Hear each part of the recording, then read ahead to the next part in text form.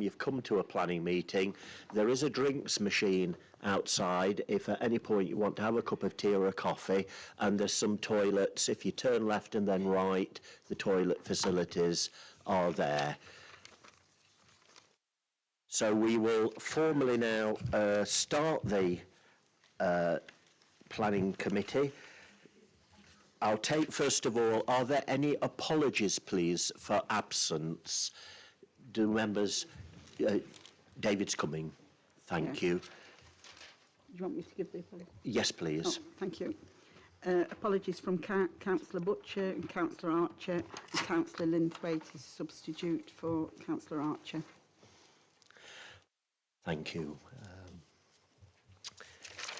Now, members will recall last Tuesday we actually at that meeting moved and approved the minutes of the previous meeting because we'd had the special one. Therefore, tonight we've no minutes to actually, at this point, approve. So if members would just note that, please. And then section 3, interests. Now, are there any interests, Councillor Laithwaite? That's the wine. Yes, a non-pecuniary interest in item 5.3. Any other interests that members would like to acknowledge or declare? Okay, we take that then as noted.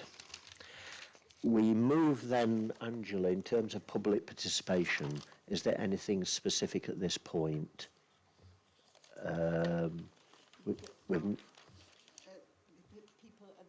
They will appear before the applications, obviously. Yeah. So, members, if we first turn then to 5.1, the application is found on pages 9 to 36, demolition of existing garden centre buildings and structures. This does meet with an officer approval, but I will first invite those that from the public wish to address, first of all, the planning committee. So can I first invite Mark Proctor, a local resident. Mark, you've got 3 minutes. You need to switch the mic on in a moment, and then when you're ready, fire away. Hello, good? That's it, yeah. Hi guys, I'm Mark Proctor, I'm 36, a local resident in Cromford, a father of 2, 5 and 7, who both attend Cromford Primary School.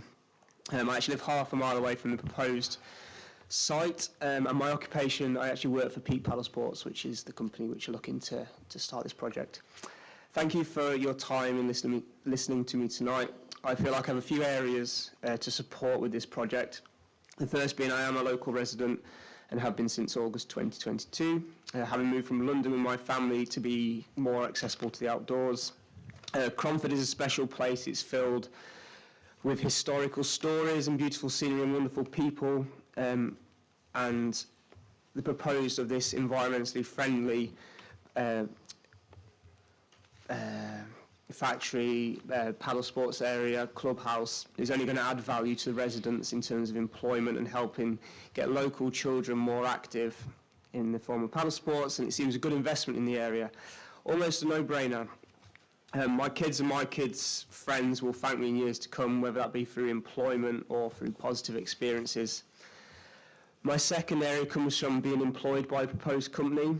Personally, I have to travel to Darley-Dale on bike 5 days a week, which is nice as it is. Being in Cromford making things much easier for sure, but that isn't a good enough reason to move a company.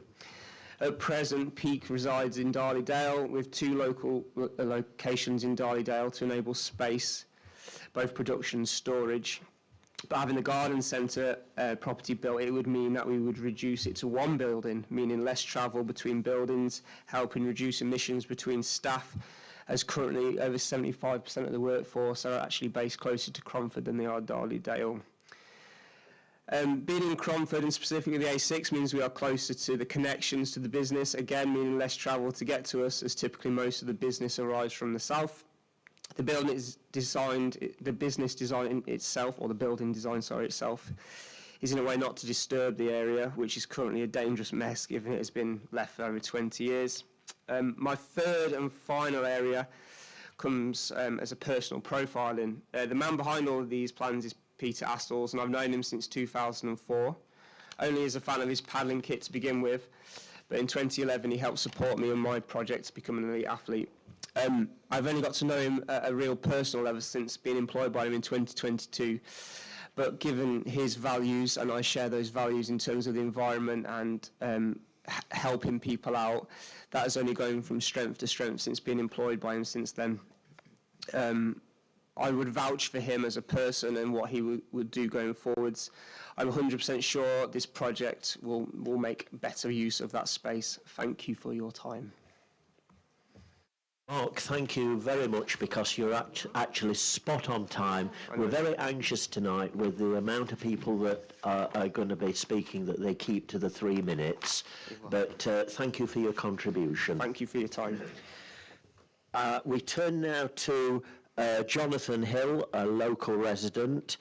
Jonathan, I understand you're going to speak in favour of the application. And I don't know if it's switched on. You've got 3 minutes. Thank you. My 10-year-old son, Ellie, has been part of Paddle Peak for the last 3 years. Paddle Peak is a charity Pete Astles has created to take care of the local environment on the river, but also enable young people to get involved in kayaking. Over the last 3 years, I feel Ellie and myself have been let into a secret life with the river. Normally it seems to be a sport passed on through families, from fathers to sons to grandsons. They pass on the knowledge of how to get on the river. They pass on the knowledge of how to respect the river and the skills to paddle the river. And they pass on the love of being on the river. Pete's Club has opened up that door to people outside of that. It opened the door to us, and I've been lucky enough to watch these young people grow and develop as paddlers and people, which has been fantastic to see. Ellie's been paddling for 3 years now as part of the first group of youngsters in the club, and it's become something he loves. The coaches have been fantastic. I personally couldn't have asked for a better experience for Ellie. From Pete, Pedro and Snakey to more recently Paul and Mark, taking them under their wing, all international paddlers in their day. They've provided a fantastic balance of fun and humour for the social aspect and bonding of the group. You can see strong friendships developing and support passing between the younger and older ones. And I love the way they encourage responsibility in the kids, in how the coaches get them to lead the warm-up drills, to push them a bit out of their comfort zone and give them responsibility to understand safety for each other on the river. Discussing things to be aware of and giving them skills to get out of situations, such as Eskimo rolling, which Ellie's become quite fond of. They give them clear boundaries on what they can and can't do, and there's a strong sense of care and safety for the kids. The competitive bits of slalom training are certainly not what it's all about, but it gives them focus and something individually to improve on. The challenge is within themselves, but it's always based on encouragement, giving them feedback on the skills they've worked hard to develop for 3 years. It's led to Ellie and some of the other youngsters competing in events on other rivers at other clubs, which he's loving, and his confidence has grown in all parts of his life because of these new experiences. You can definitely see how the knowledge and respect and care for the river is being passed on to the kids, from the work Pete does in clearing rubbish from the river, in Pete's company developing sustainable kit, and being aware of when the river isn't safe to paddle after storms, when things get washed into the river. All this knowledge is being passed on to the kids and a love for the river. But most of all, it's massively fun. Ellie has completely fallen in love with paddling, just being on the river in whatever situation, competitive or not. It's changed his life in a positive way. This proposed development by Pete will give a solid foundation for the future for these young people to continue to learn to respect the river and canal and maintain a healthy outdoor life. As parents, we couldn't ask for anything more. Thank you very much. Again, thank you, Jonathan. That's absolutely spot on. I invite a local resident, Richard Walsh, now to speak against the application. And again, Richard, you've got 3 minutes. Thank you, Mr. Chairman.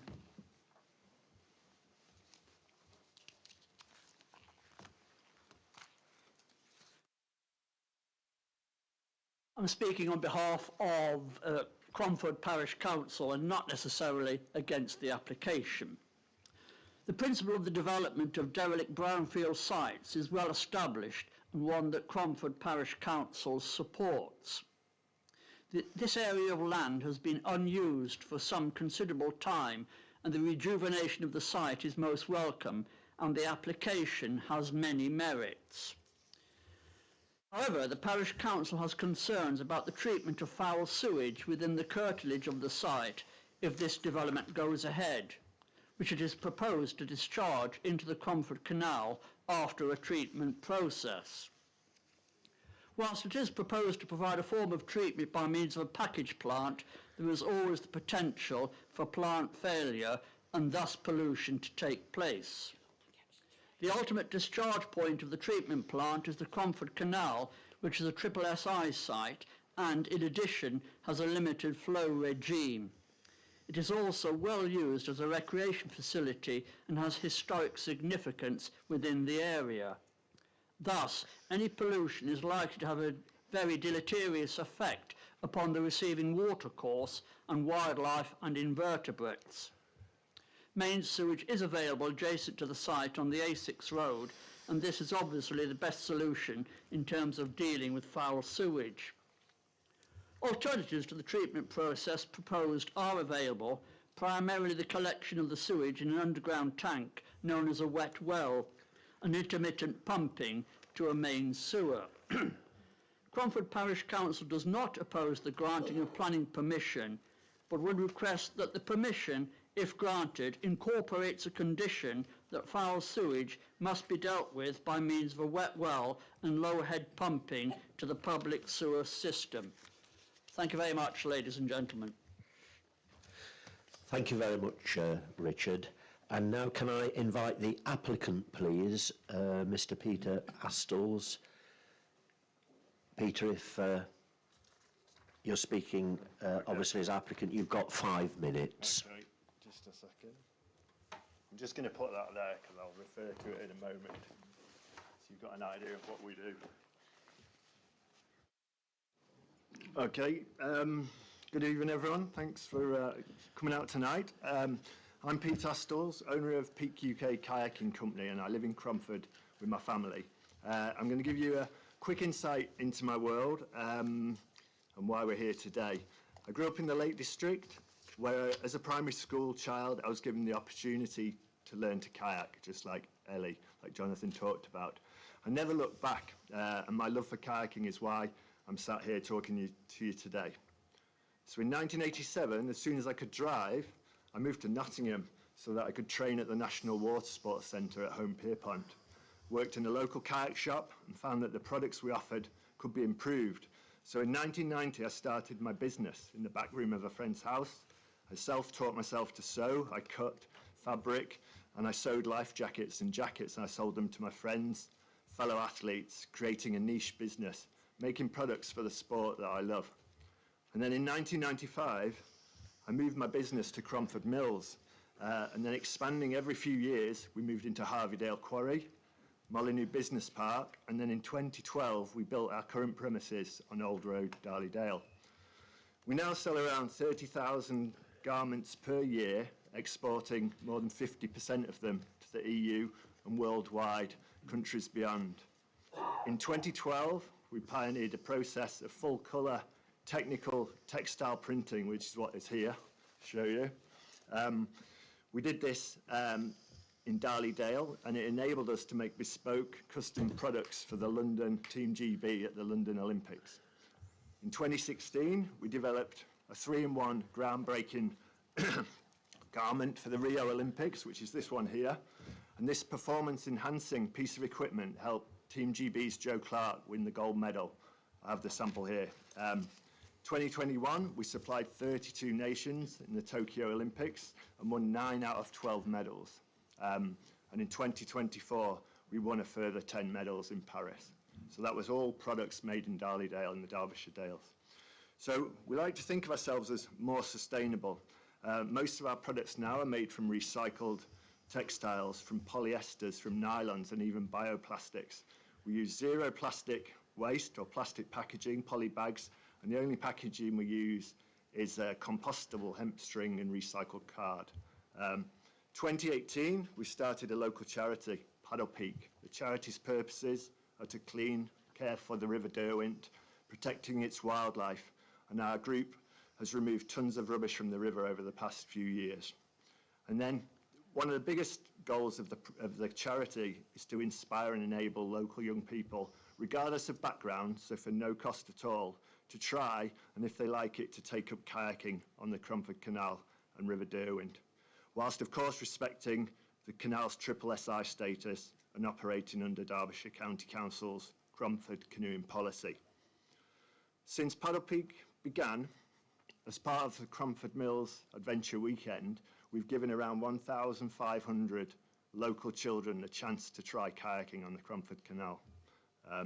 We currently have 2 groups that get out on the water each week, and in fact they've been on the water tonight, so we've just come back from a session on the Cromford Canal. We've got 2 groups of local children braving the winter weather.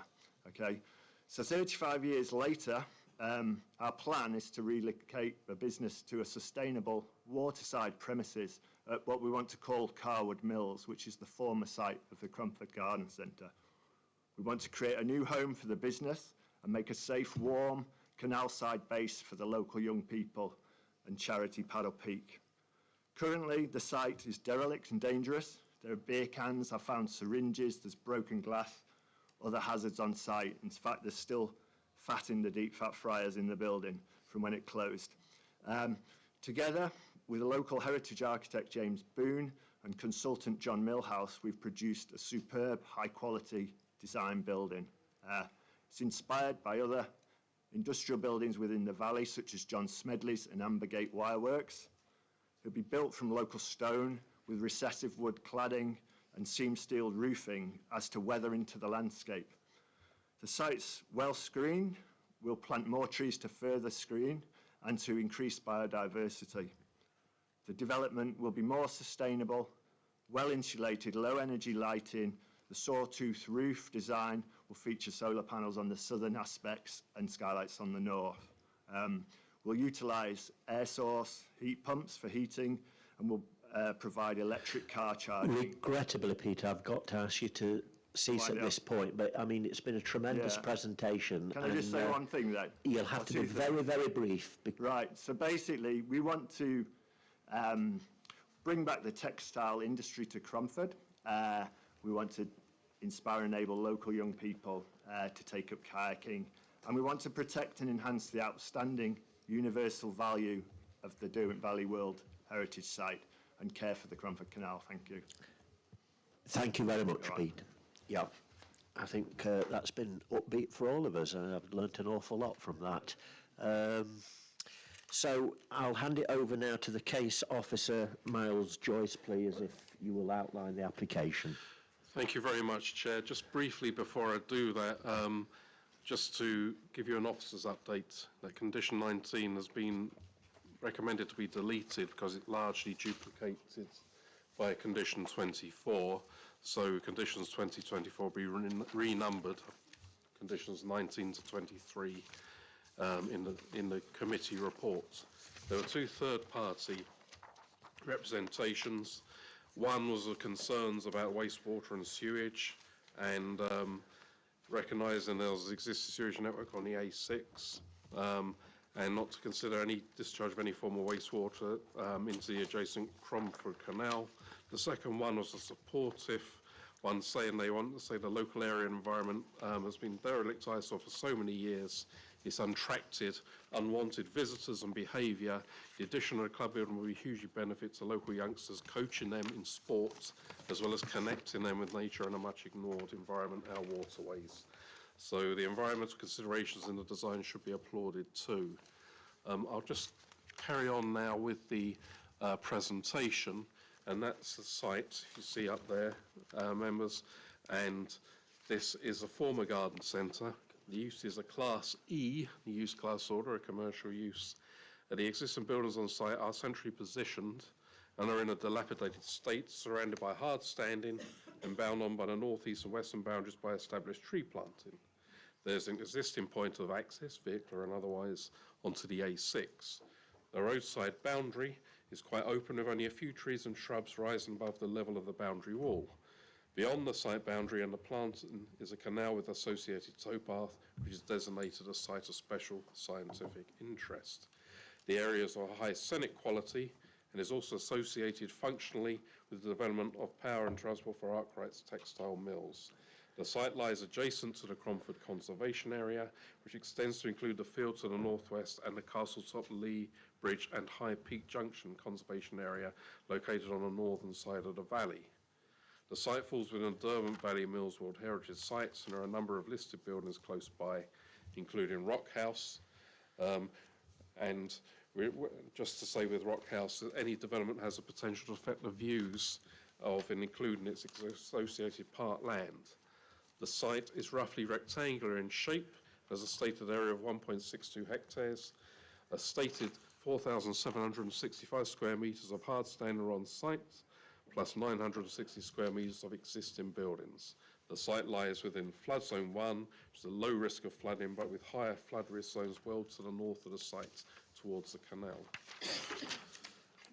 It's proposed to demolish the existing buildings and replace with offices, showroom, manufacturing facility, a new building for charity use, changing rooms and a club room. Class E 960 square metres will be demolished and replaced with 1,784 square metres of proposed B2 use and 180 square metres of sports facilities, etc., falling under Class F2 use, a net floor space increase of 1,008 square metres.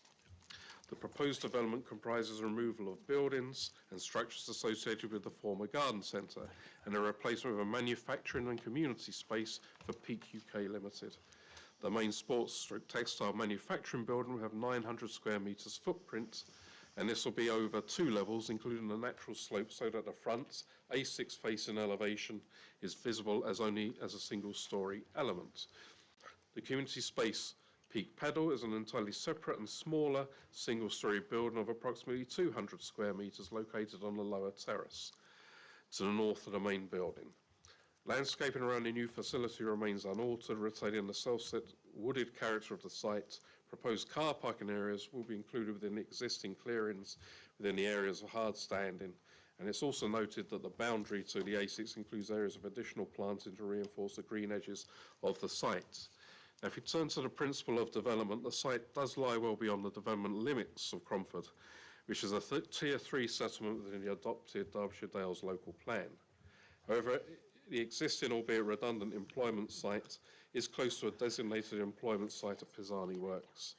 Policy EC1 deals with new and existing employment development and aligns with guidance contained within the MPPF. Supporting proposals for new or expansion of existing buildings or industrial development in sustainable locations is supported by this policy, especially where they contribute towards the creation and retention of a wide range of jobs, and increase in high-value employment opportunities and training provision locally in order to enhance the economic base of the plan area.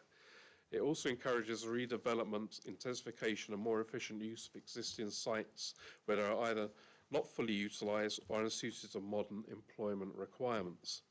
Subject to compliance with this key issue is the equally important issue of conserving or enhancing heritage assets in accordance with the requirements of policy PD2 of the adopted Derbyshire Dales local plan.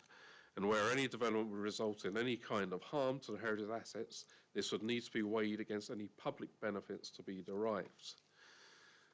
Now, looking at the proposal, a majority of the trees on the site are proposed to be retained with further tree planting, ensuring that the development remains extremely well screened from the canal towpath and from the distant views of the eastern side of the Derwent Valley. Screening is also provided from the A6 by proposed trees between the road and the buildings. Officers are of the opinion that the key issue will be the impact on the World Heritage Site, which will be dealt with in more detail later in this report. But the application has taken on board the local planning authority's advice from the pre-application process, and a balanced scheme is in accordance with policy PD1 of the adopted local plan and acceptable in principle. In terms of heritage issues, the county archaeologist advises that proposed development area has been demonstrated to have been open and unencumbered until the later 20th century, and therefore they have no objections to the proposal. The Derwent Valley Mills World Heritage Site advise that the site lies within the Derwent Valley Hills World Heritage Site. That's DVMWHS. If you hear that acronym, that's what I mean. And this was inscribed by the World Heritage List by UNESCO in 2001.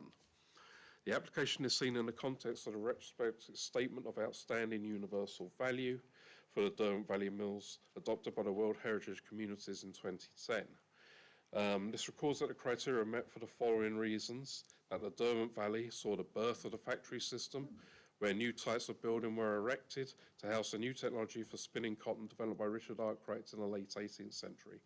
They further revised that a management plan for the World Heritage Site was created in 2002, updated in 2020, and the first of its 9 aims was to protect and conserve the outstanding universal value of the DVMWHS to ensure transmission to future generations. DVMWHS partnership further revised they have been consulted several times by the Council during 2023 in relation to the proposed development.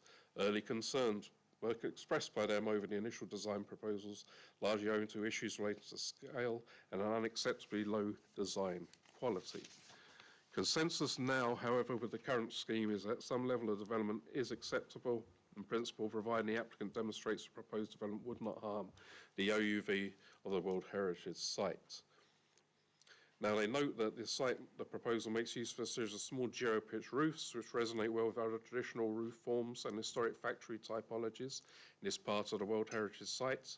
The broken up plan form lends itself well to the particular location, which should create visual interest but help to obscure the volume from more distant views. The use of dark and recessive materials and careful integration of renewables are considered an acceptable approach to the design of the proposed development. The use of a very dark timber cladding and stainless seam roof of this kind should help the building to recede into the background, minimising its visual impact on the World Heritage Site. Retention of as many trees as possible and planting of additional native species within the site to help obscure the development from view is also supported. The partnership is also satisfied that the heritage statement submitted and a visual impact assessment do accord to these principles. And though they conclude by saying, although glimpse views of the proposed development may be possible, they concur that a heritage statement in these are likely to be limited, the impact and offset by a notable aesthetic improvement of the site. Historic England advised that Cromford forms the most northerly assessment of the WHS, the middle in a blueprint on which factories were to be designed both nationally and internationally, and its success increased with the opening of the canal and the easier transportation of goods to and from the business. They encouraged a holistic approach to the site, and the landscaping proposes enhancement of the existing mature vegetation, another positive element of the scheme, that's according to them. Despite this, I say the proposal is for 2 larger buildings than currently evidenced, and whilst the mitigation above is acceptable, less than substantial harm will be caused by the increase in footprints. Where you get less than substantial harm, you need to run subjected to a balancing test under paragraph 214 of the MPPF. And where less than substantial harm must be balanced, it must be balanced against the public benefit of the proposed development. Less than substantial harm is a judgment, it's not an exact description, and officers are of the opinion that the harm arising is towards the lower end of less than substantial. Set against this are the public benefits of a restored site, which is again economically active, sensitively designed, and providing employment and recreational activities to the immediate and wider surrounding area. Details such as car parking, hours of operation and noise mitigation can be conditioned, and solar panelling is proposed with the air source heat pumps with high quality materials, arguably providing a public benefit in terms of appearance and sustainable energy generation. So in conclusion, officers consider that the balance under paragraph 214 of the MPPF is passed in this case, that the public benefit outweighs the less than substantial harm arising to the heritage asset. Okay, thank you, Miles, for that outline. It's now open for questions. Please, members, please be concise. As I said last week, you know, this is not the point for statements. That can come later. So it's first of all Peter Dobbs, then Councillor Slack and Neil. Yeah. Thank you, Chair. If I could pick up a point made by a resident, Councillor Walsh, about the foul discharge, which Miles doesn't seem to have commented on, but if you could, can I sort of express it in the following way? There's going to be a package plant. In this situation, are we the people who say if it's fit for purpose? In surface water, we refer to the LFA to make that decision for us. If it's going down the sewers, when we assume that if Severn Trent says it's okay, it's okay. But here, are we the people who decide? That's my first question. The second is, the implications of it is there will be nitrate and phosphate into the canal. Has there been an assessment on the levels? Is there any implication on what that impact might be? And thirdly, what happens if it goes wrong? Because they do, and they have done in Wyreston, near where I live. All right. On this part, it is a matter of if Severn Trent are happy, it is an assessment to be made. A packaged treatment plant, you know, there is no direct discharge of groundwater. There is also condition, I believe it's 19 now, not 20. Says as much.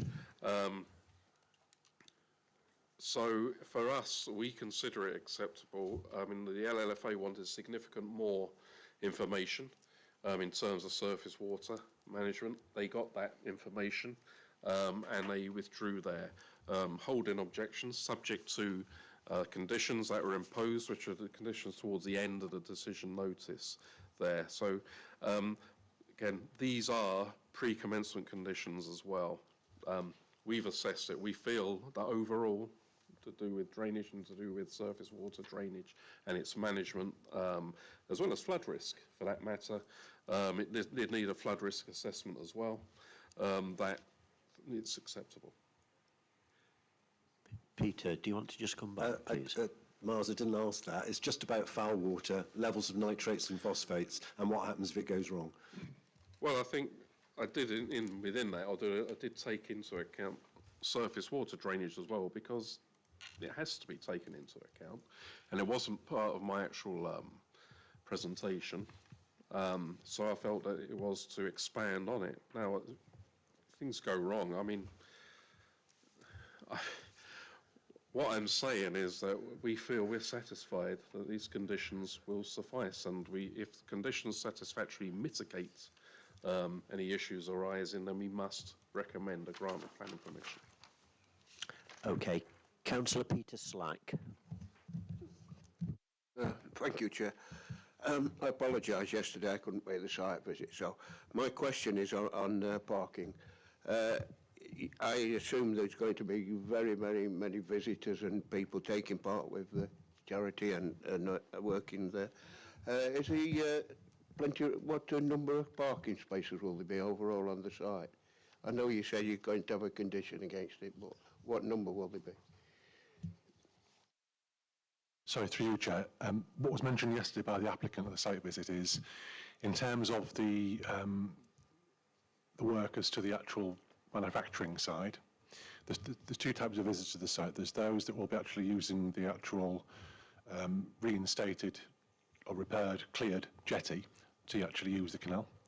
That's limited to a number of 10 at any moment in time. That includes, obviously, the instructors as well.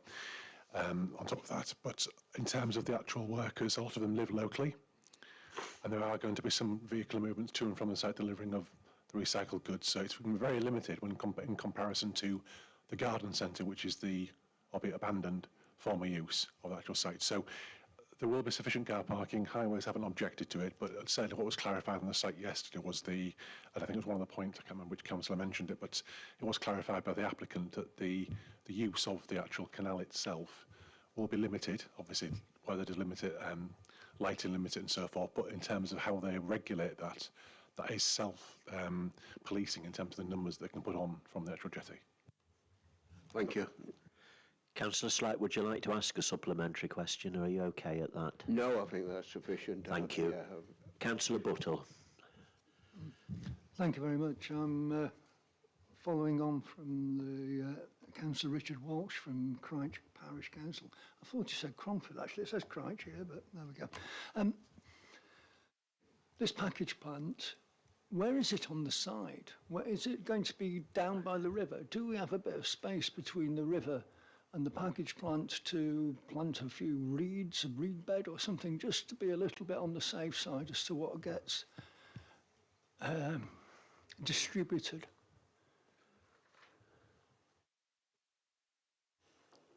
Well, I think that's the point of the I think a point with a package plant is that it's collected and treated on site. Well, is it not? Does it not mention a soak away? I thought it mentioned a soak away. It's prior to discharge into the existing pond and water course, located to the north of the site. And the proposed foul water network will operate under gravity. You know, it is something that's treated within the confines of the plant. I obviously need to learn to know more about package plants, because I was under the impression that you fed various chemicals in and fairly clean water came out. And I was rather hoping that the surface water could be dealt with, whether direct or via soakaways, previous point 20. So this is to prevent pollution of the water environment in accordance with blah. I was just wondering, is this package plant far enough away from the river to make sure that any of this soakaway stuff, in the event of things not working perfectly, is dealt with by nature? That's my understanding, yes. Hence the recommendation for approval. Are there any further questions at this point? If not, I think we can pursue that, perhaps, Neil, in debate a little more. Right, Councillor Lees. Yes, if someone will either move something and then we can... Thank you, Chair. Yes, I'd like to move this application. I thought there was some very good speakers on this one, and at one stage I weren't sure whether I was at a planning meeting or I was in Dragon's Den, but it was very good. On a treatment plant, foul water only goes into a treatment plant, not the rainwater. So it is treated within the plant, like Miles said, and then it's supposed to be clean water that comes out. However, having been in the situation of fitting quite a few of these treatment plants, I do have raised concerns, like Mr. Walsh said, about it being a treatment plant for such it could be quite a big scale operation. So I'd soon, or if possible, I'd like to move it that we altered the condition that it went in, number 19 now, is it? That it was used as a pumping station that pumps it into the sewer on the A6. Now, just before I proceed, can I just ask, does that find a seconder? It does. Councillor Peter Slack, please continue as mover. We'll bring in Sean then, please. Sorry, through you, Chair, not wishing to cut across yourself, Councillor.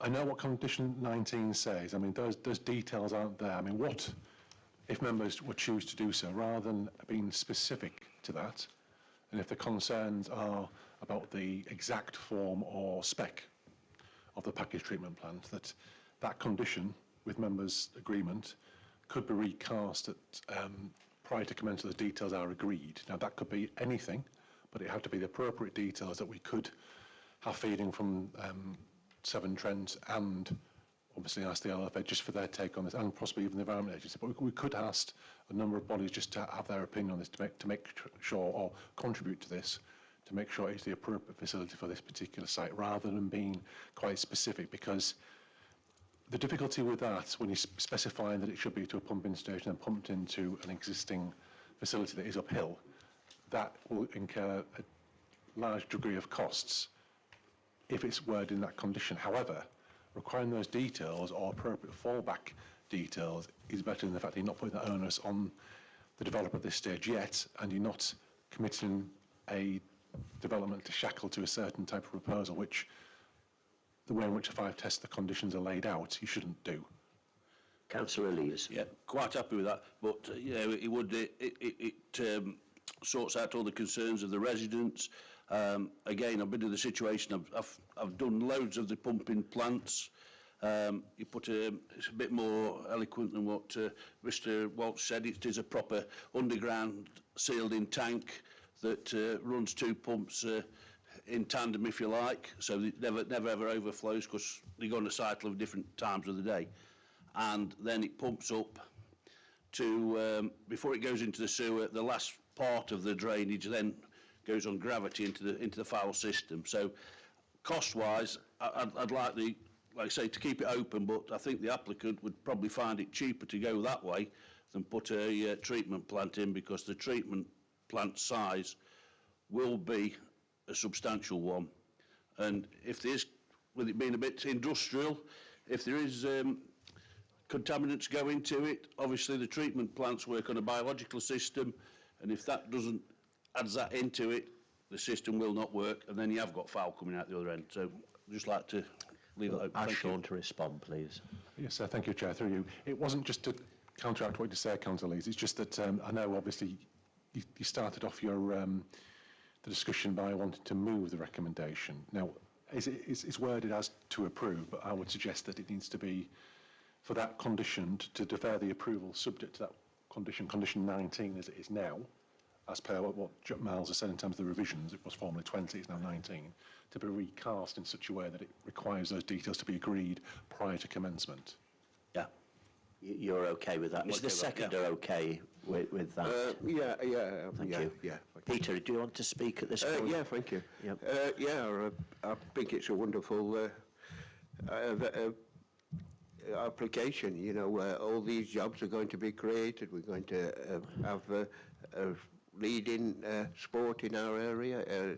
You know, it's really good and very good for young people to take part in these activities, and the manufacturing of the goods is tremendous, and exporting abroad. So I'd say there's a lot of really good positives in this application. I think we can get around the problem of the treatment plant, but I'm proud to second it. Thank you, Chair. When we had the questions Councillor Dobbs raised, I've felt, is there any aspect to this, Peter, you feel you still would like to? Well, as it stands, it would obviously be fine. My condition that I would have added was just to check that what was proposed would comply to national standards in terms of level of emission of inorganic ions and volume of foul waste. I mean, I did a quick Google on these things, and there are limits as to what you can discharge from a package plant, and I didn't see in the report any suggestion that we'd actually checked these things, and so that was hence my questions. Thank you. If there are no further comments, can we take a vote, please, then, members? It's been moved and seconded that we grant approval to this application. All those in favour, please clearly show. Sorry. With that amendment? Yes, yeah. Against? Any abstentions? Then that was, in fact, unanimous. Thank you, members. If we turn then now to page 37, please.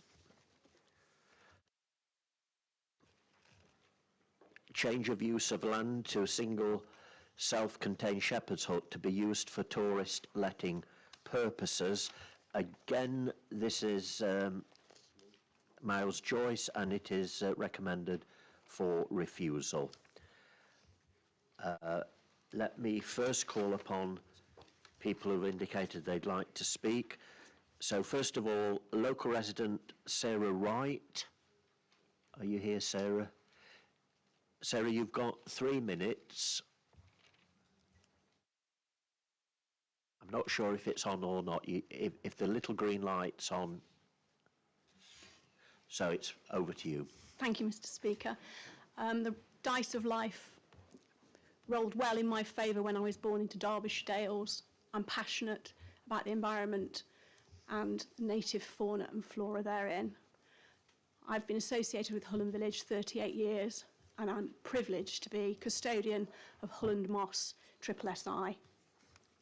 I believe the net positives of this application are outweighed by the net negatives, and I would ask you to consider my concerns across 4 broad areas. Firstly, access. Hulland Village has no restrictive speed limit. The road surface for its entire length is of poor condition, and cannot realistically withstand additional unnecessary traffic. It's a single track road with passing places, some of which are entrances to residential homes, and the verges today are churned and distressed. Highways did manage some pothole repairs last year, but sadly in under 12 months they failed due to the ongoing surface maintenance required due to water and the drains at the side of the road not being unblocked. Highways have raised no concerns regarding access, but I would mention that from the northwesterly approach there is an acute bend and the entrance to the suggested site is blind. There is going to be ongoing additional comings and goings, and this is going to generate direct and indirect noise. Secondly, disturbances. I don't think this should be underestimated, not least gravel noise, because that in turn generates dog noise. And 3 adjacent properties have in excess this year of over 20 dogs. With the comings and goings of the postman and other triggers, the noise is detrimental to health. This is not to be underestimated. Financial need. Thirdly, I would suggest, despite the applicant's visible significant investment to this project and retrospective planning matters remain to be resolved, that his future security would not be jeopardised by the result of your previous decision. This could be verified through year-ending accounts, title deeds, will legacies, and DEFRA grants. Farming grants still exist. In purchasing Moss Farm, the applicant would have known it was not viable as a standalone agricultural proposition. He is fortunate to be able to use his satellite farming to prop up this farm, but surely this application does not represent true farm diversification. There is nothing to add in terms of local employment, for example. Fourthly, sustainability. Local provision of various types of... Sarah, you've run out of time now, but thank you for conveying those points. Okay, thank you for listening. Yeah. And I ask now the agent, John Steedman, to speak. John, you've got 5 minutes. Thank you, Chairman. The question I pose is, why do we need a diversification policy contained in local plan under EC10? Agriculture in the Dales generally is traditionally mixed livestock and production of arable and root feed crops for those animals. The land in the area is marginal for arable purposes and cannot compete with high-yielding lowland areas. The wet conditions caused by global warming, which we've all seen, have produced an abundance of grass, but have not produced good yields for the essential supplementary feed crops, producing challenging conditions for both sowing and harvesting. There's been one good year in the last 5, particularly with this farm, but generally speaking that is true as well, and that was caused when the Ukrainian problem caused the wheat price to soar. But then that has now ebbed away. The wheat price now is back to where it was, but input costs of labour and other inputs have increased due to inflation. So farming in general is in a very poor state, and the government supports, as did the previous government, the concept of farm diversification in rural areas under the heading of providing a buoyant rural economy. Farm diversification schemes are essential to enable the survival of traditional farms in the area. The new farming support now requires investment by a farmer before they get the subsidy, because you invest first in your environmental improvement schemes, but you have to outlay the costs of those before you actually get paid. And the amount of money available for subsidy these days is considerably less than it was under the old area-based systems. So things are getting worse, and therefore farming needs the support it can get. So, we have a farming diversification policy in the local plan. It's not being used very much. It's never been argued as an appeal, for an example. And in my view, your officers have got little guidance on how to use a diversification policy. There is a need, and the other authorities in the area and generally have been far more lenient in terms of promoting tourism policies. This is our second application. It has been brought right back down to its minimum with a single unit, and therefore it has not attracted any objection from the Highway Authority. And in comparison with the many things you can do without planning permission, like Class Q dwellings and conversion of farm buildings to commercial uses, unlike that where you don't need planning permission, because this is a tourism development that requires planning permission, then the full weight of sustainability has been put against it. And I put it to you that in the way that it is nestled, the members who inspected the site yesterday will have seen that the buildings really do nestle, or the proposed shepherd's hut does nestle in amongst the buildings and is in a very sustainable location from that point of view. So I think that it is all a question of the interpretation of that policy, and it is up to you, members. There have been no statutory objections to this site whatsoever from the statutory consultees, and therefore I ask you to consider what farm diversification means and how much it is needed. And please have a look at this very small-scale development to encourage the local economy. Thank you very much. Thank you, John, for speaking within time and for your contribution. It's open then, members, for, not yet, sorry, officer. Thank you very much, Chair. So the proposed use, change use of land to site for a single self-contained shepherd's hut to be used for tourist letting purposes. The application site lies immediately to the southwest of two agricultural buildings which themselves are located to the southeast of Moss Farm. The site is currently fenced off and has 3 small trees located within it. To the west and south of the site is an open field which slopes down to the south. The field and land to the north and east of the site is controlled by the applicants.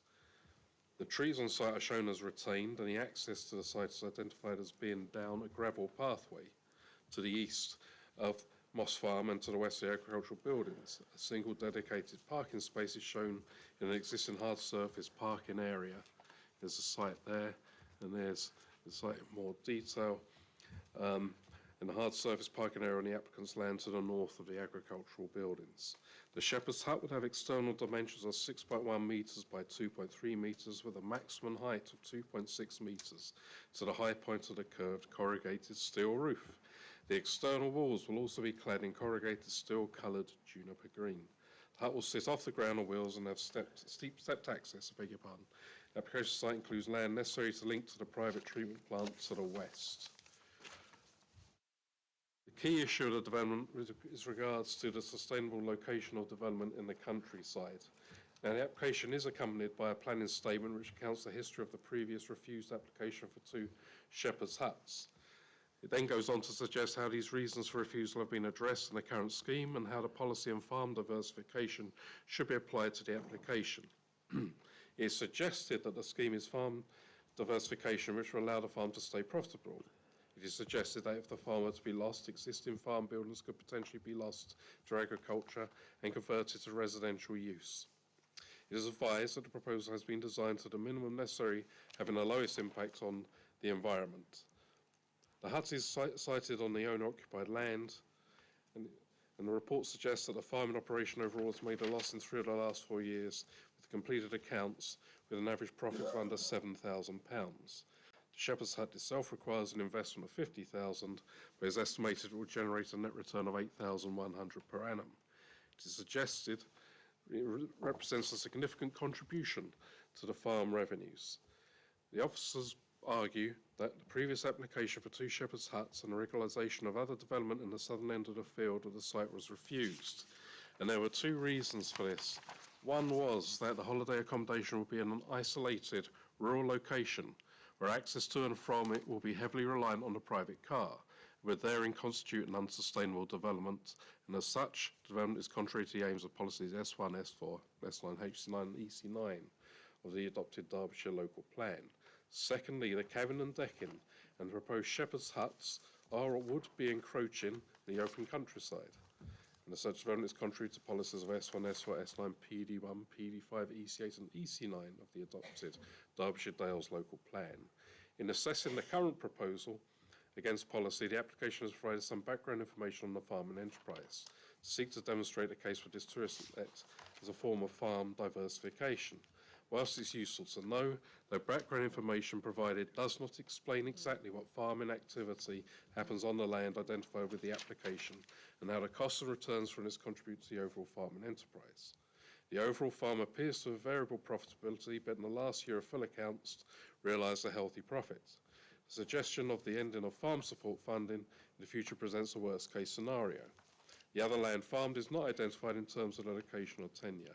So without further information on the relationship between the different land holdings, it's difficult to attach weight to the degree that the proposed shepherd's hut represents a genuine farm diversification project that will make a real contribution to farm viability in this locality.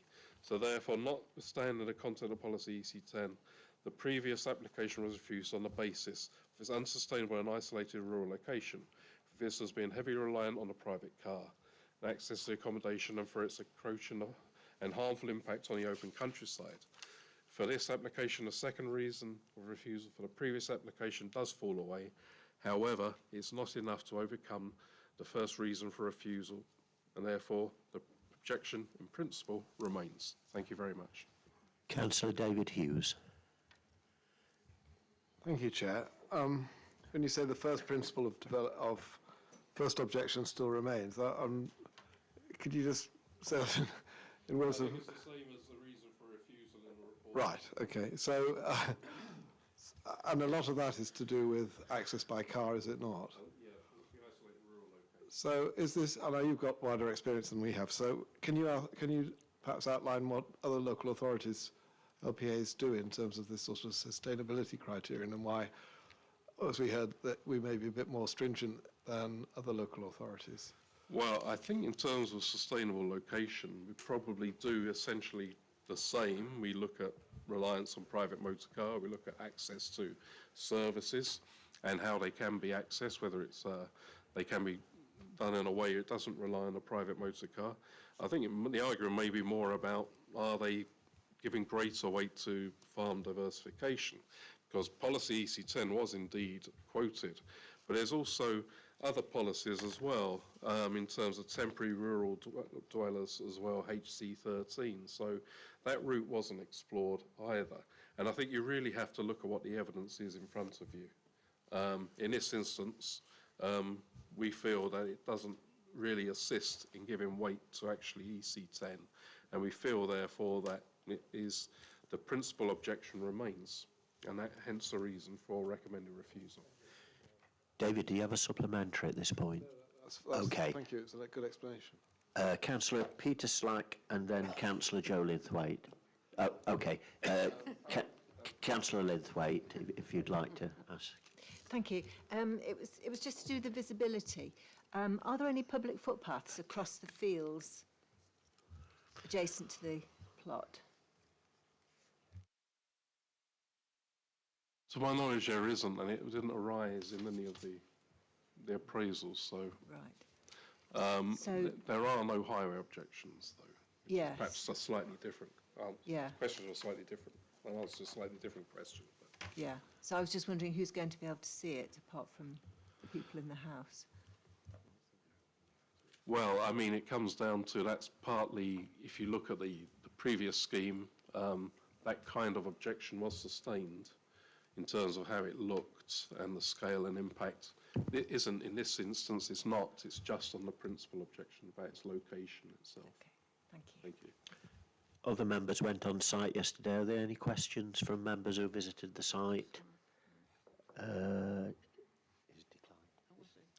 So really we need then a motion so that we can have a debate. Councillor Dermot, you're the ward member. Yes, thanks, Chair. I am the ward member, and I look at this and I just think that you know, we've been encouraging farmers to diversify, and I know for a fact in the Peak Park, I know that has no bearing on here, they have very stringent controls about, you know, these shepherd's huts and where they go and whatever, and this is placed in a better location than many that we approve in the Peak Park. And I can see the economic argument. I'm listening to Miles and whatever, but I'm in support of actually granting this. It's not a it's a small building. It's partially mobile. It's got wheels and whatever. I don't think there is no footpath. It's not going to be a blot on the landscape, and I can't understand why, you know, we are being so resident that we sort of knock this one back. I would venture to approve this. I know it'd probably be unpopular with some people, but I think we're being too hard on the applicant in this case. I know there's been a previous application which I didn't know anything about, but I'd ask my colleagues if they would support this, because, you know, farming is in a poor way at the moment, and I don't think the amount of visitors we're going to have is going to be a big issue for the locals in the Hulland ward area. But I'm prepared to listen to what other people say. But can I just then ask, Councillor Murphy has moved that we grant consent. Does that find a seconder? Councillor O'Brien. Yes, thank you, Chair. I'm more than happy to second the proposal to approve the application. I can't imagine, I can't really envisage a more demonstrable case for farm diversification than has been put forward in this application. If this isn't farm diversification, I'm at a loss to know what is. The size of the shepherd's hut is really very well integrated into the existing farmscape, if you want to call it that. It becomes part of the farm holding, as many shepherd's huts in similar circumstances do very successfully. It's 12 square metres. That's what we're talking about, 12 square metres. Now, the argument that somehow that is a blot on the landscape or harmful to our environment, I think doesn't stand up to evidence. We've had this discussion many times here about the sustainability of tourist-related facilities, and I'd be interested in how many members of this committee travel to holidays in this country by bus. Care to volunteer that they regularly use the bus when they're travelling on holiday? I suspect not. And yet I understand why officers use this rationale, because it's written as a policy in the current local. How many farmsteads, how many farms are in so-called sustainable locations? Very, very few. By their very nature, farms are in the open countryside, or more open countryside, as this one is.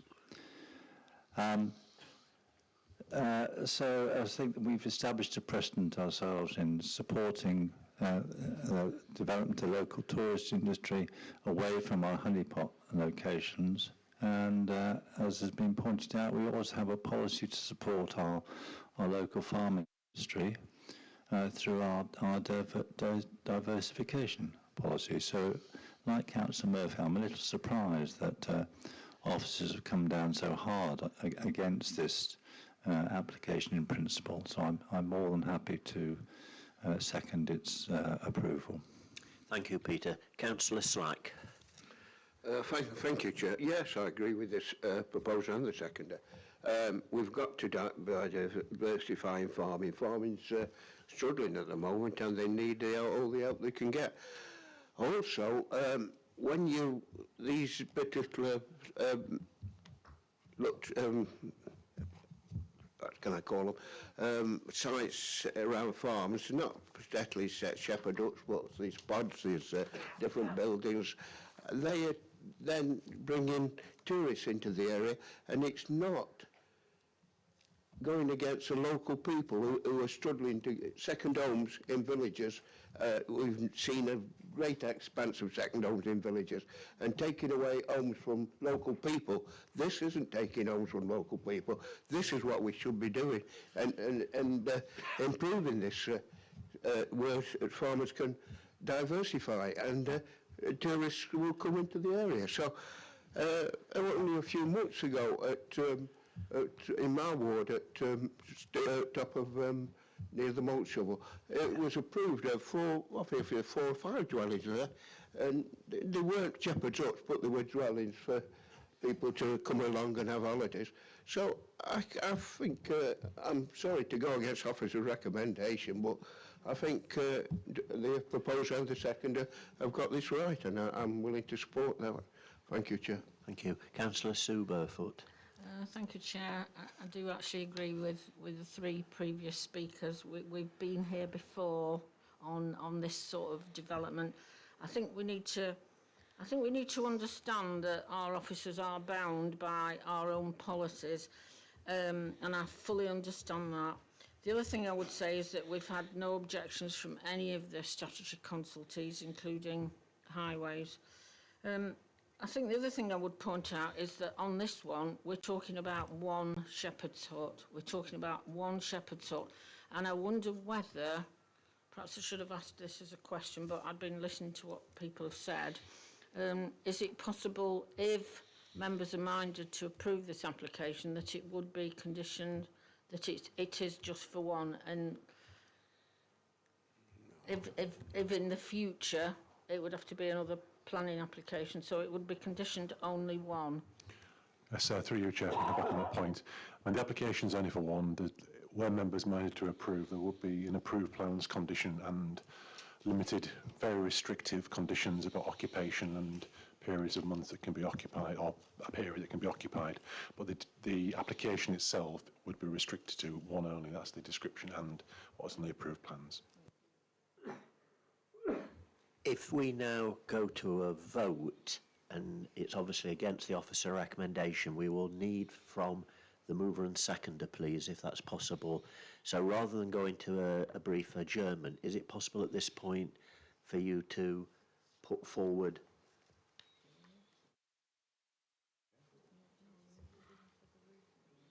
the reasons why we're saying it is acceptable? You'd say we don't need to? I think, Chair, if I can, I think development manager suggested there should be an occupancy condition restricting occupancy. Sorry, through you, Chair. I mean, I think there's maybe 2 things there. There's the proposed conditions for members to approve it. I think what you may have been asking is the reason for why the vote will go against the officer report. That's what officers can't, certainly none of the officers here from development management can suggest why that's appropriate. That would have to come from the floor. Councillor Buttle. Thank you. I think I might be about to support what Peter's about to say, which is I would support this, but following the letter in 6.4 about suggestion that wildlife be protected and no dogs be accepted as holiday makers. I don't know if dogs count as holiday makers, but if no dogs to go on holiday here, I would support this as well. I'm not sure about the reason to go against. Would it not be to support farm diversification in Hulland Moss? And if we did that, would that apply anywhere else? That would be a question. I'm sorry about asking questions at this point. Sean. Yes, through you, Chair. I mean, basically, what members need to be aware of is that once a development of this nature is approved, if it's recommended for refusal as per the officers, then effectively you've paved the way for many, many others. So it'd be very, very difficult to put the genie back in the box once it's out. But, however, each application has on individual merits, but certainly in this specific one, it had to be bespoke to this particular site, this particular proposal. So you're saying that if we don't add this may well work in Hulland Moss to our recommendation to approve, then we're in trouble. But if we do include, we recommend this for Hulland Moss and Hulland Moss only, we're kind of okay. I think something along the lines of, in this particular instance, for this particular proposal, it is felt that, and then something of that nature. Would that be okay? I'm sorry, David, this might be your job. And would that be okay with the proposer and seconder? Yeah. I want to bring in Councillor Hughes. Councillor Murphy, you will be able to speak at length in a moment, or is it a quick one? Yeah. You know, it was that, you know, all applications are judged on their individual merits, and Sean did qualify that by the time he'd finished speaking. So, thank you. Thank you, Councillor Murphy. Councillor Hughes. Chair, I'd just point out that we've been here many, many times before. We've approved caravan sites on farm premises. We've approved other shepherds' huts plural, on farm premises, all over the place. And I think the genie is well and truly out of the bag. In terms of the local plan, the subcommittee is considering these particular policies because Councillor Gary Purdy brought it up about 18 months ago that the local plan needed to be revised in this area because it wasn't providing the necessary flexibility to the committee to approve very small scale developments such as this. So I think the genie's out of the bottle anyway. I don't think we need to restrict we can't restrict we don't apply this particular policy or set of policies. Members, I feel we've had a fair debate. You know, we've asked some good questions and there's been good officer input. So we've got a motion before us. Can I test that, please? All those in favour, please show that we grant consent. Any against? Any abstentions? Just one abstention. Therefore, the motion has been carried. Thank you.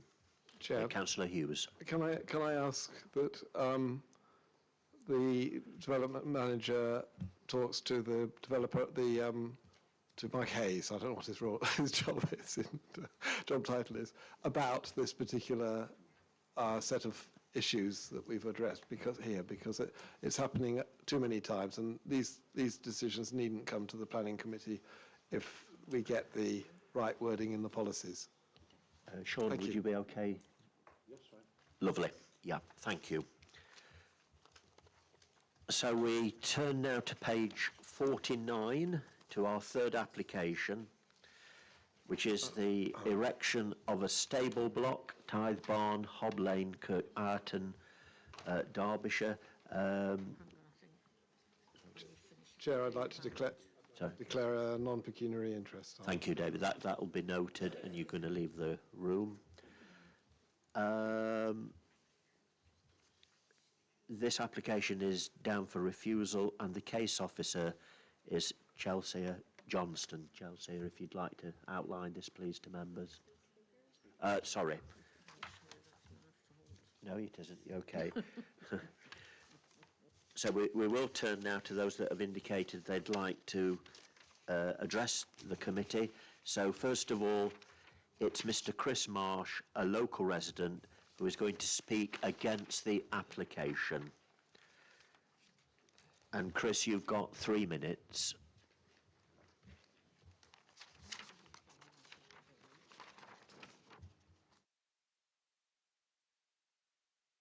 Hello. Good evening, and thank you, Chair, and members of the committee. I live in Kirk Ireton, and I also represent some residents of Kirk Ireton who unfortunately can't be here this evening. We object to this application for the following reasons. The 17th century tie barn has a degree of heritage significance and is also located within the Kirk Ireton conservation area. Unfortunately, unauthorised building work on the tide barn was deemed tantamount to the erection of a new building. This led to the refusal of 2 retrospective planning applications with an order for the removal of that building. This then led to an appeal with a government inspector. So permission was finally granted to develop and rebuild the tide barn, which did alter the character and the appearance from the original design. We consider that a new stable block close by would be an overdevelopment of this particular site and further impact the barn's remaining character and appearance, which would harm the conservation area, and that isn't outweighed by any public benefit. In refusing the previous retrospective applications, the planning officer at the time stated that the works undertaken were tantamount to the erection of a new building that is not considered necessary to sustain agriculture on the holding and is therefore deemed unwarranted, encroaching and harmful into the open countryside. As residents, we consider that this statement is also applicable to the new stable block, given that the tithe barn is a large 2-storey general purpose agricultural building on quite a small field. I think we ask ourselves a question, is a new stable block actually needed? And it's kind of difficult to envisage how the barn could not provide the required temporary shelter for the 2 horses during periods of bad weather. The barn is highly visible from the main approach into and looking out of the village. The view out of the village is defined as a principal view, one of the most important views that form part of the heritage asset and give the conservation area its special interest as defined by the conservation area appraisal. We considered the stable block would impact on this view, and it's also in contradiction to policy P2 of the neighbourhood plan, which is protecting views. This states that development proposals should not be detrimental to views of the village, views from the village or the heritage value of the landscape. The potential impact on views should be addressed by taking into account the Council's own landscape sensitivity study. This states that land to the east of the settlement, the site in question, slopes down away from Kirk Ireton. Please, your time is up. Okay. Thank you for what you've conveyed to the committee. We're having to be very stringent because there's so many people tonight, and it's so easy to let people just have that little bit extra, and then you've got to allow it for everyone. Yeah, sure. So, can we turn to Ian Evans? Is it Mr. Evans? No, that's the next one. That's the next one. So it was just that one. Okay, I do apologise. So it's Chelsea. If you'd like to outline, please, the application. Yep, thank you, Chair. So the application site is located on the eastern side of Kirk Ireton village along Hub Lane and is located within open countryside. The site itself comprises a parcel of agricultural land of low ecological value.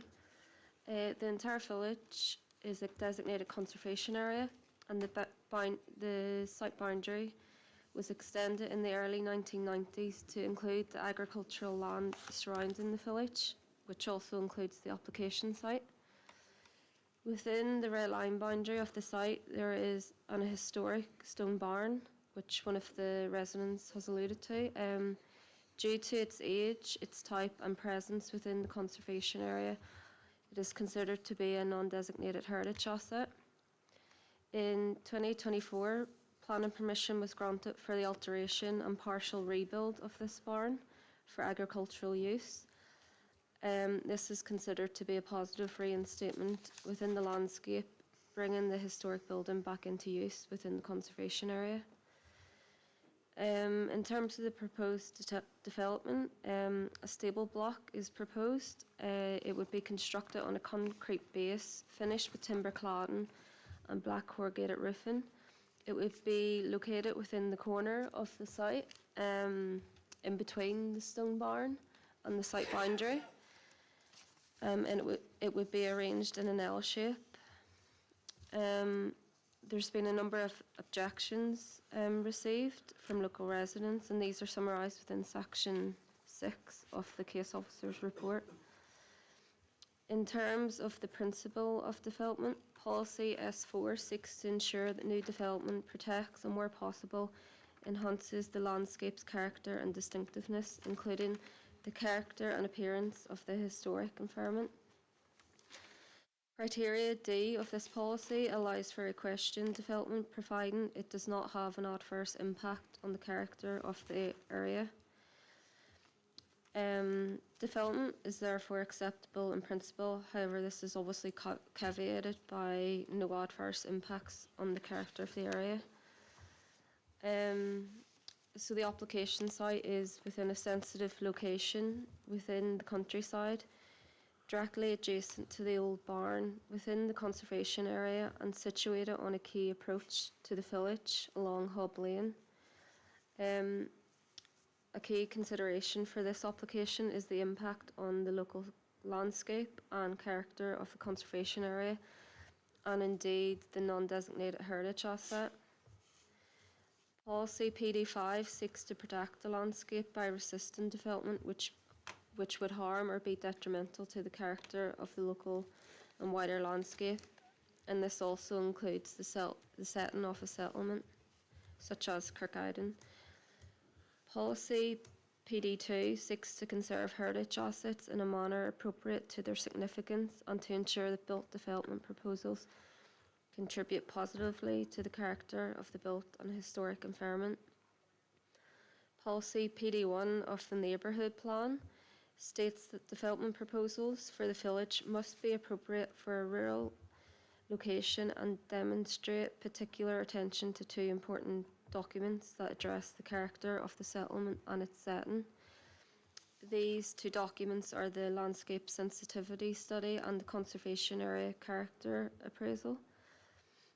In relation to the application site, the landscape study states that land to the east of the settlement slopes down away from Kirk Ireton with high visual prominence and is an important approach into the settlement with open views framed by woodland blocks. Yeah, I think if you go to the next one. Yeah, so this is the view down to the village. You can see in the background near the top the stone barn, the historic stone barn. So obviously the stable blocks would sit in front of that barn. It is considered that the proposed development does not contribute positively to the character of the surrounding area and will impact on principal views in and out of the village and conservation area.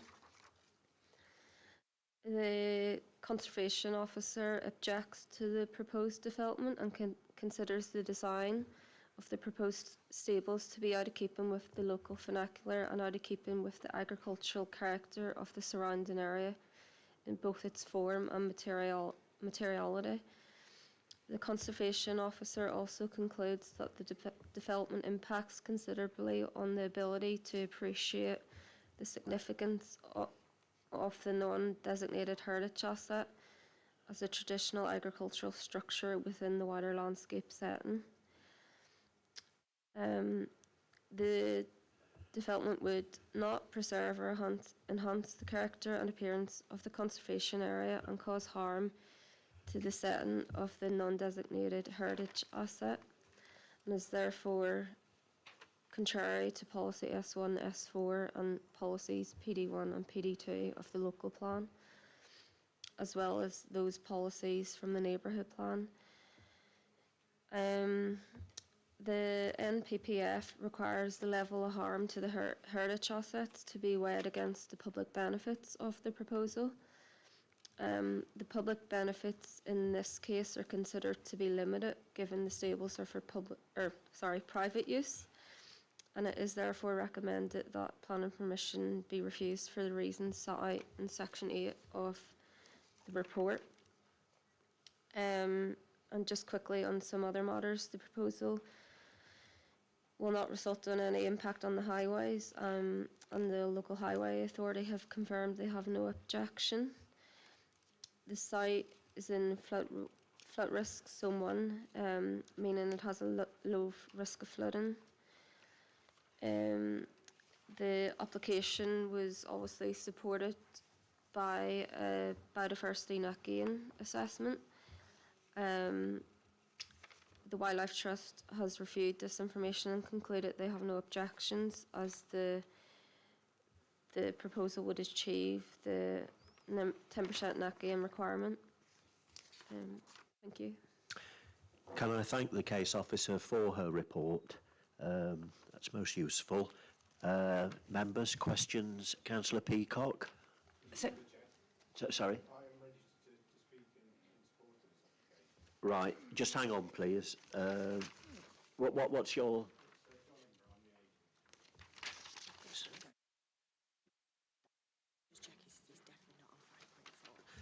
John, you're definitely not on 5.4. It is this specific application. I do apologise, and before we go to questions, I invite you to come forward, please. Sorry. Yeah, and I do apologise if it's a mistake on our part, and you have got 5 minutes. Well, thank you for the opportunity to speak this evening. The proposals involve siting a modest L-shaped stable block on a parcel of agricultural land on the edge of Kirk Ireton. The stables are to accommodate the applicant's horses. As your officer's report has concluded, this is, in broad principle terms, a form of development that's appropriate in the countryside. We've carefully sited the stables where they're grouped with the only other building on the site, and where they are screened to an extent by existing boundary features. The stables are sited some 1.3 metres lower than the road, and their eaves will sit approximately 0.3 metres below the level of the hedgerow. Although the hedgerow along the road frontage is a little sparse, the applicant intends to bolster it to further improve screening. This can be secured by condition. That said, the stables will by no means appear unduly prominent, either from the village or upon approaching it. The applicant did initially consider siting a mobile field shelter of a similar size, which would not have required planning permission. This would have been moved periodically, but given the limited availability of flat land on the side, would have been more prominent than the stables, and so was discounted in favour of a more sensitive solution. We accept that the stables have a different character and appearance to the historic stone and tile buildings in the village. However, the form of the building reflects its function, and stable buildings like these are part and parcel of the rural landscape. They would not appear out of place on the approach to a rural settlement, and indeed there are, excuse me, there are other examples on other approaches to the village, some of which are built from the same materials as we propose. Rather than challenging the setting of the traditional buildings within the conservation area, the stables would have a neutral impact upon its character and appearance. The MPPF requires that the impact of development on the significance of a non-designated heritage asset, like the stone barn, be taken into consideration when determining planning applications. This is a far lower bar than the test applying to designated heritage assets. The stables will not affect the fabric of the historic tiled barn, and although grouped with it, will appear subservient to it and will not appear out of place in its rural setting. The proposals do not therefore harm the significance of the tiled barn. As set out in the report, there are no issues in terms of the broad principle of development, highway safety or impacts upon nearby residents, and it's also pertinent that the proposals deliver a greater biodiversity net gain than the mandatory 10% requirement. With respect to the stone barn and the unauthorised development, I must point out that this took place prior to my client's ownership of the building, and it is pertinent the inspector in determining the appeal found that the building had not been rebuilt. It has got a planning permission for agricultural uses which wouldn't allow keeping horses in it. On that basis, there will be no conflict with local and national planning policy, and we would therefore respectfully request that the application be approved. Thank you for your time. Thank you, and I do apologise, we'd got muddled up. Yeah. So, Councillor Peacock, you... would like... Thank you for that presentation. My question was, am I right in thinking that if there weren't 5 or more objections to this application, that officers would have just rejected it and there wouldn't have been a presentation and it wouldn't have come to committee? That's correct. As the current scheme of delegation stands, if there's 5 or more objections, then the application has to come to committee, even if the officer want to recommend refusal. If the officer wants to recommend approval, that would be a different matter altogether. It'd have to come. But in this particular instance, given that the direction of travel is objections from residents, there's 5 or more, as the scheme of delegation is worded, it has to come to committee. Okay, so follow-up question is, can we change that? That's in progress, yes. Any further questions? Councillor O'Brien. Yes, thank you, Chelsea. Given that you're telling us that the proposed building itself is detrimental to the character of the conservation area, never mind the method of construction, I'm interested in why you don't think it's substantial harm, why you think it's only causing less than substantial harm. Do you not think there's a case here for the level of harm being to a higher degree? Yes, through you, Chair, I can probably come back on power with Chelsea. I mean, in terms of the 2 tests, it's obviously substantial or less of substantial harm. Anything within, or any proposal within the setting of a conservation area will create a degree of harm. The substantial harm test is quite high, the bar is set quite high for that. So, for example, if this proposal was next to a grade 1 listed building or grade 2 star listed building, then, and it was completely over-dominant and completely out of character, that would be substantial harm. The less than substantial harm means that then it indicates, as mentioned earlier on today, how you would then weigh the benefits, the public benefit against the harm to the setting of the undesignated building and the setting of the conservation area, and that's what the conservation officer applied in this instance, and that's how it's derived or pulled through to the reason for refusal, Councillor. Peter, have you got a supplementary at all? No, that's okay. Yeah. Any further questions? You've drawn the short straw tonight, Dermot. Thanks, Chair. I'd like to support the officer's recommendation on this particular application. Thank you. It's Thank you. Moved that we refuse. Councillor O'Brien. I would happy to second that motion to refuse the application. I think the report says it all. I draw members' attention to one of the appeals that you'll see later on in the agenda for an appeal for a development in Kirk Ireton in the conservation area, which was dismissed, and you'll read the inspector's reasons as to why that appeal was dismissed. So I think we're on very firm ground here in resisting development, which unfortunately for the applicant is totally inappropriate, both the setting of the heritage asset and the character of the conservation area itself. So, members, it's been moved by the ward member and seconded by Councillor Peter O'Brien. All those in favour that we support the officer recommendation of refusal, please show. Against? Any abstentions? That was unanimous. Thank you, members. So we turn now to our...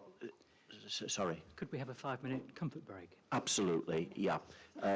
We'll reconvene in about 6 or 7 minutes, Right. please. Thank you. Yeah. Thanks, Chair. Thank you. Yeah. We nearly forgot that. Oh, Nice yeah. Yeah.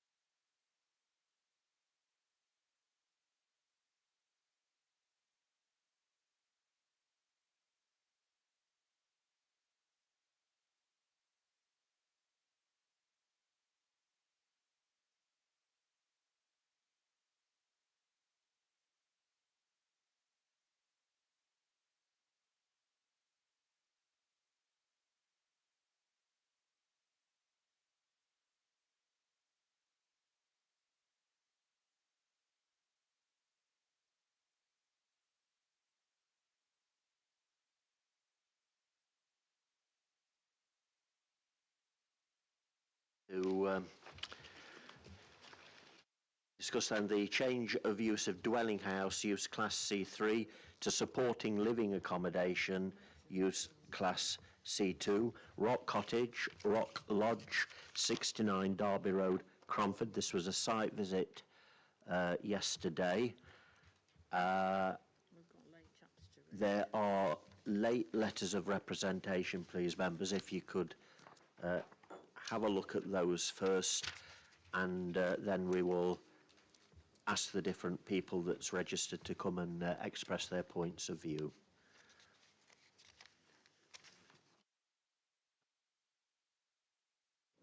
Yes, right, thank you.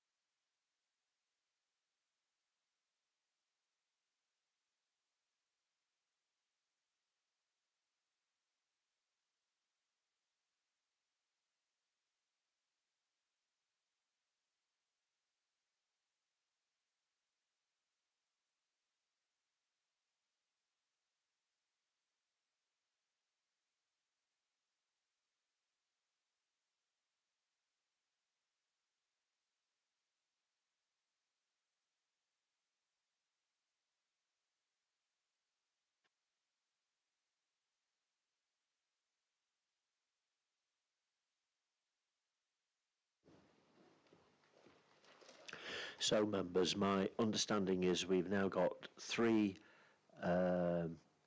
speakers. Again, can I remind speakers you've got 3 minutes, so it's local resident Mr. Ian Everts.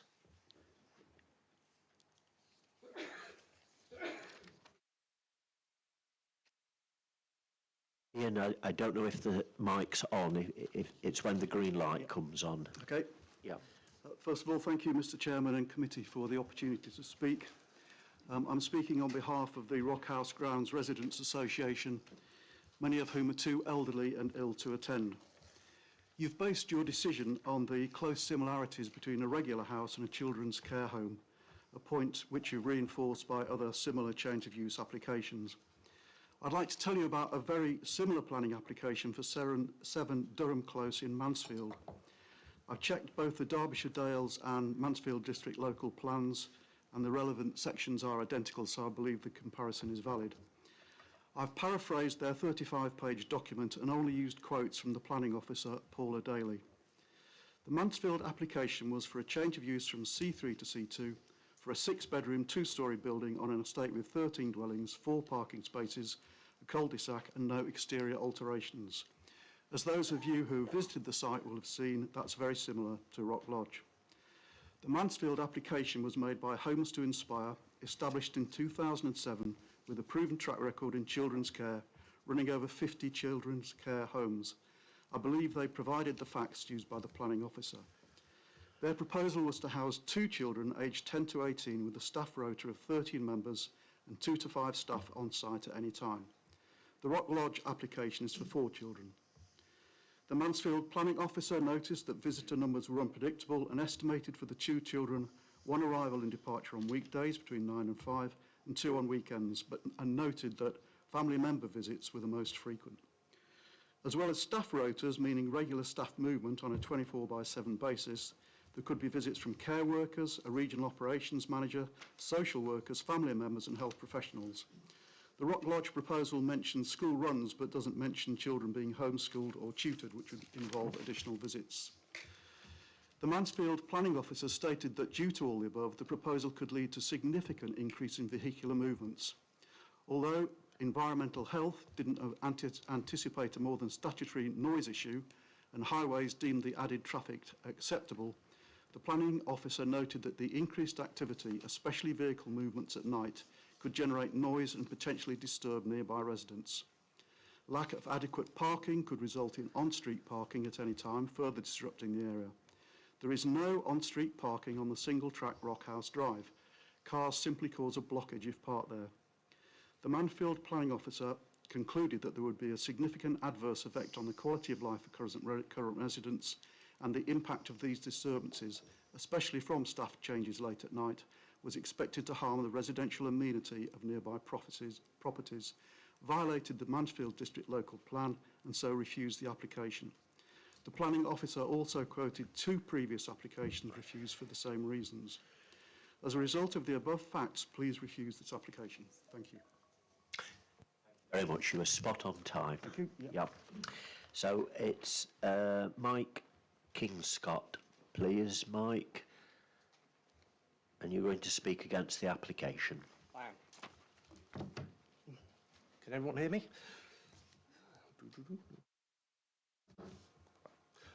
Thank you for the opportunity to speak this evening, Mr. Chairman and committee.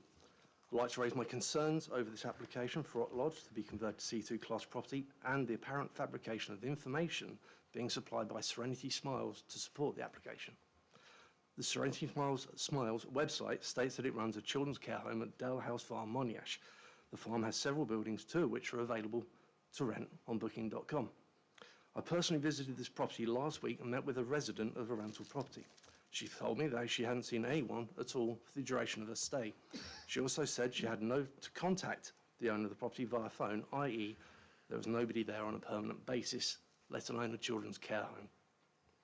During my visit, I saw no signage for a children's care home, no security cameras, nobody. It appears that Serenity Smiles do not run a children's care home at Dalehouse Farm, Monash. Their LinkedIn profile states that I registered with Ofsted. I've searched on the Ofsted website. There are 6 results with Serenity in the title. None of them are Serenity Smiles. None of them are in Derbyshire. It appears that Serenity Smiles are not Ofsted registered. On a different note, my wife and I have previously lived 2 doors down from a similar facility, and I do not believe Rock Lodge is at all suitable for such a facility. The previous facility had 6-foot metal fencing and bars on windows to stop children escaping. I do not see such an installation as possible in the grounds of Rock House, with it being a World Heritage Site and in the conservation area. There is also insufficient room at the front of the property to accommodate the fencing and any parking. It would also be extremely unsightly. Apparently, a fence is planned to be installed in the garden, not mentioned in the application, but would still have to run up to the house as both sides of the house at the front are completely open. A similar fence previously erected and then had to be taken down by the owner. There were many escapes from the previous facility where I lived, which is significant concerns if the application is passed. Many of the residents of the estate are retired and elderly who have quiet open gardens and has access to all properties on the estate due to the covenants that keeps the Richard Arkwright's Rock House country home look and feel. An escapee will have access to run around many parts of the properties. A couple of neighbours who are going blind asked what is their right to safety. With the previous escapes, there is a constant presence of police cars, vans, helicopters searching the area day and night. There's no room for such a presence of vehicles. As mentioned, we live on a single track drive. This will disrupt the peace and tranquility of the estate for its residents, not to mention any effects it may have on its UNESCO status, along with the neighbouring Cromford Mill. With this in mind, when the Serenity Smiles on their website and LinkedIn appearing to be false, i.e. running the children's care home, I respectfully ask that the committee overturns the recommendations and refuses this application. Thank you very much. And then finally, have I got it right, Richard? You're a Cromford Parish Councillor. Thank you. So, Richard, you've got 3 minutes as a Cromford Parish Councillor, but as a local resident, to convey your views, please. Good evening. The applicants portray the proposed change of use as creating a family home where the staff are simply acting... Richard, can you just switch on? And we're going to start again. So, Thank you very much. Yeah. Yes. The applicants portray the proposed change of use as creating a family home where the staff are simply acting in loco parentis and it's not a care home. However, the application form describes the proposal as an institution, but in the additional information, the applicant states that it is not an institution. Make their minds up. In the case of North Devon District Council versus the First Secretary of State in 2004, it was held that children cannot be a household. This is not a family setup, but a commercial operation run for profit. The DNA statement lists the employees as a registered manager, 1 senior residential support worker and 3 residential support workers. The application form makes no mention of any new staff being employed. The additional information document states that children will not be restricted. It will not be a prison. However, as the nature of the needs and requirements of children who would be domiciled at the location are not currently known, the safety of both the children and the community cannot be guaranteed. The applicants admit there will not be enough parking at the site for staff and potential visitors to the establishment. The applicant states that staff will be expected to park off-site in the village. Where? Or use public transport.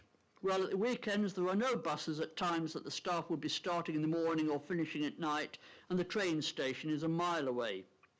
Furthermore, despite what is stated by the applicants, it is likely that supplies for reasons of economy of scale will be delivered to the location, potentially impacting upon the access road to Rock House. It must also be borne in mind that if a change of use is approved, then the applicants could come back in the future with an application to extend the home and the number of residents, and this would be difficult to refuse. As I mentioned earlier, taking away the emotion of the issue, this is a change from a private dwelling to one operated for commercial purposes.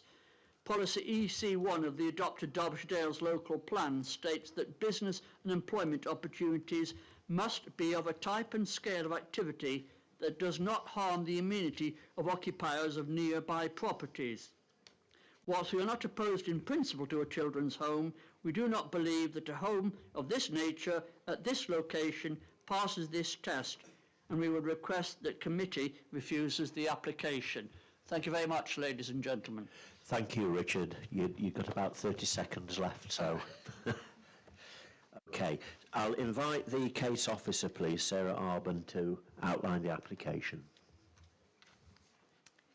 Okay, you visited the site yesterday. This is the site here on the entrance to the properties going towards Rock House.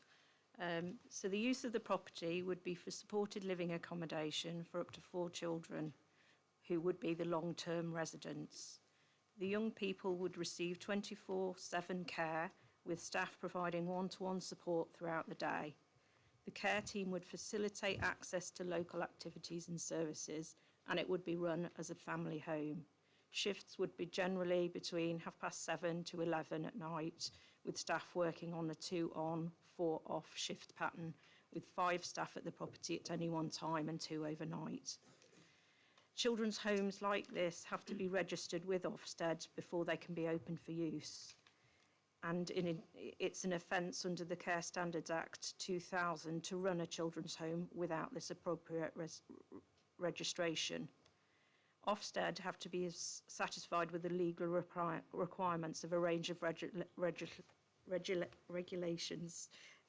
that have to be satisfied. So those seeking to register a children's home are required to take into account of lots of legislation, Care Standards Act, and the Department of Education's Guide to Children's Home Regulations. In terms of this application, we're looking at, how different it is to a family home, and I've in paragraph 7.5 of my report, I mention appeal cases in relation to that, as well as cases that we've dealt with within this authority for lower numbers of children being looked after in this way. So the differences in how the children's home would operate when compared to a typical dwelling house are primarily in relation to the transient nature of the staff employed on a rota basis. It's got to be taken into account that it is within the bounds of lawful use of a dwelling house to have carers operating in shifts for various reasons, looking after care for the elderly or disabled people. To conclude, the principle of the change of use from C3 to C2, which is a residential institution, is acceptable within this sustainable settlement. It's not considered that there would be a significant impact on the residential amenity of neighbouring properties that would constitute a reason for refusal. That could be sustained at appeal. And the Highways Authority have assessed the proposal, comparing it with the existing use of a family home, and concluded it would not result in any significant increase in the use, and as such there was no Highways objections. I think it was brought up on the site visit that there was another access to the site from the Mill Lane direction. The applicant has confirmed there is a single garage on that side of the site. So there's a single garage with parking in front for one car, but the previous owner didn't use this, or he rarely used it. Happy to take any questions. Okay, members. Councillor Hughes, you indicated you'd like to start the ball rolling. Yes, Chair. Yeah. I mean, this change of use. Is it possible for it to be used as holiday accommodation for a group of people, or is it entirely under C2, or is it entirely has to be institutional based? I mean, I read what the C2 says in the planning portal, and it appears that it wouldn't allow holiday to be used as a holiday let, but I'm just a little bit concerned from what the speakers have said. I've conditioned it to be specific to this use, so irrespective of what you can do within that use class, it is specific for the number of, it's specific for this number of children. Yeah. I think it's, let me... I'll look it up, Sarah. It's all right. And Councillor Jo Linthwaite. Thank you. Thank you, Chair. Sarah, in the light of some of the comments from residents, could you explain to us a little bit, please, about the due diligence that's been done over the company that's proposing to run this home? Or is that not something we would, I don't know. That's a planning newbie question. Yeah, it's outside the remit of planning. We're looking at the use, and obviously we have had a late rep from the proposed registered manager. I have to base it on the information I'm given, but yes, we don't carry out that. However, would I be right in thinking then that even if that's not the case, it couldn't operate as a facility for looking after children without the Ofsted registration and etc.? That's what I'm saying, yes. It needs to be registered with that body. Yeah, thank you.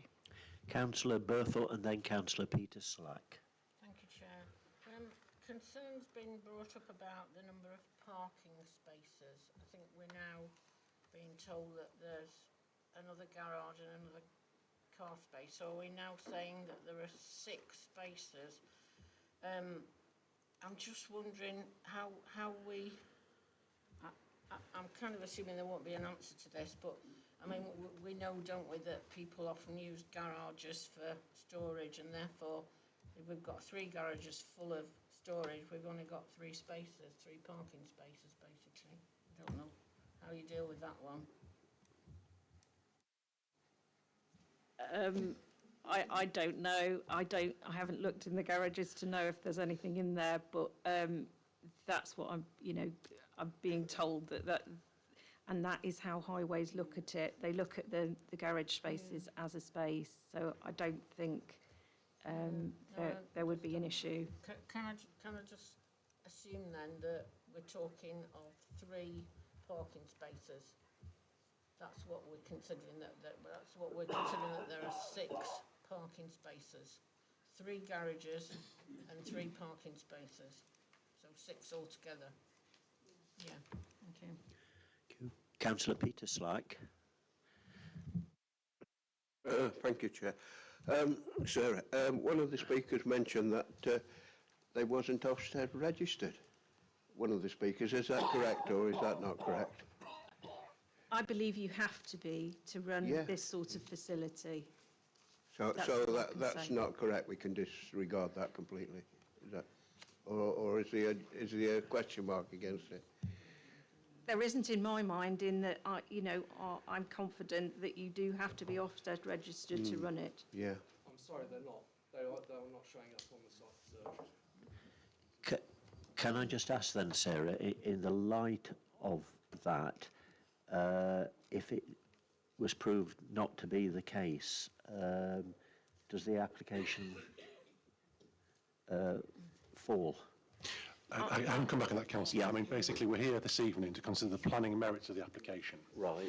Whether the applicant, the company, is Ofsted registered, going through the process of being accepted to be Ofsted registered or isn't, unfortunately, isn't material in the consideration of members' minds this evening. It's just on the planning merits of the scheme. Thank you. Right.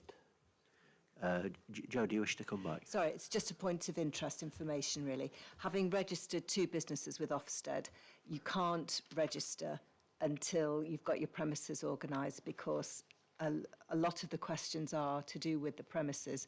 So if the application for planning permission were not to go through, there wouldn't be anything for them to register anyway.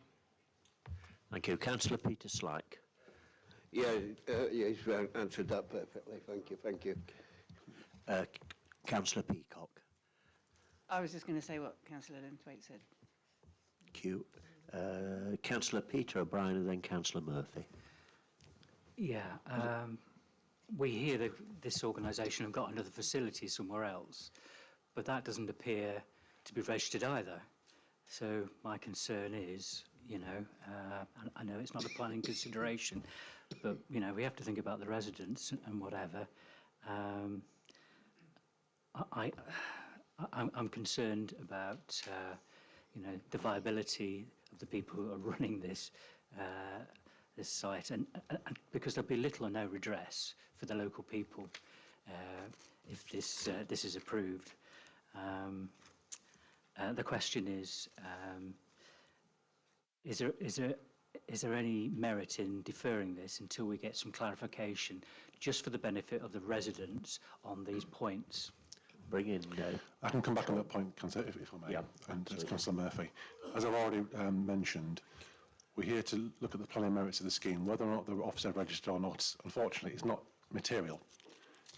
The authority on dangerous grounds deferring it for that particular reason, when effectively that's not part of the planning, considering our planning balance.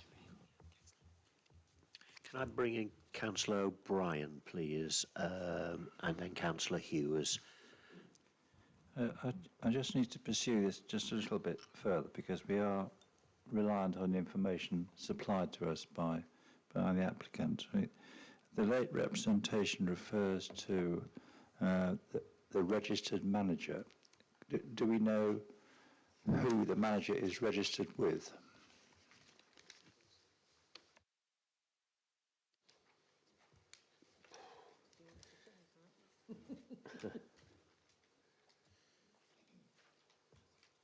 No. Councillor Peter, do you want a supplementary at this point? No, just wanted a yes or no. We don't know what registered manager actually means. Okay. David, yeah. Thank you, Chair. Through you, back to Sean. Just for a point of clarity, planning application, is it not the truth that the planning applications follow the property, not the owner of the property? So if we provide planning approval for this application, it's on the property, and the ownership of the property is quite independent. It could be anybody applying for this. It doesn't have to be the owner. Yes, that is the case, unless an application, hypothetically speaking, were to be approved with a bespoke limited condition to a particular company or individual. But if that wasn't the case, then the actual application goes on the planning unit, not the individual or company applying thereto. Councillor Linthwaite and then Councillor Boynton. Again, just for information, Ofsted would have a registered person in charge. That would be part of that. Also, the Information Commissioner would also have a registered person. So the registered manager would be registered in a number of different areas, as well as with county, for care and all the rest of it. So the registration would cover actually a number of different organisations and areas. John. Chair, I've just had a quick look on Google. This company is registered to an address in Sheffield. It's also listed with Company's House, and there appears to be an advert on LinkedIn for a residential manager for premises in Matlock, which I'm assuming is Cromford. I only assume that though. So there are some checks that are just very quickly being done. Thank you. Any further questions? Sarah? Can I just draw your attention to, obviously, condition 4, which is relating to the management strategy that would have to be submitted prior to the use commencing. I've looked at similar cases in other authorities, and that's the reason I've suggested that. And obviously, I am confident that it would have to be registered with Ofsted, the body. Thank you. Any further questions? Councillor Buttle. Thank you very much, David. Sarah, a material planning issue in this case is listed as an impact on residential amenity. If we are going to assume that this company manages its company and its work well, there will be no impact on residential amenity. Is that right? I've decided that, obviously, based on the information I've got, that and comparing it to a family home, that level isn't significant. Having said that, I've also conditioned to have the use to be specifically for 4 children and to have a management strategy. I think it would be sufficiently mitigated, any impacts that arise, and that's how we control it. If we can control it by condition and mitigate it, then that's what we should do. Absolutely, that seems fair enough. Now, Mr. Ian Everts, the local resident, talked about the Mansfield application where it was turned down, and that application seemed to be for a more minor or a smaller installation. Were they wrong? Through you, Chair, we can't comment on neighbouring authorities or their authorities' decisions or how they assess applications, Councillor. Fair enough, I didn't really expect an answer.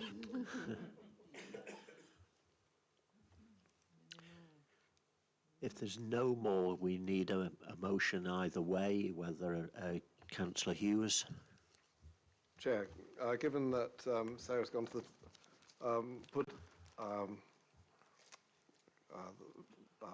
condition 4 on this, which restricts the use of the property to a care home for 4 young people, and also imposes a management plan on the organisation who runs this, I would move officer recommendation on this particular property. Does that find a seconder, please? Councillor Peacock.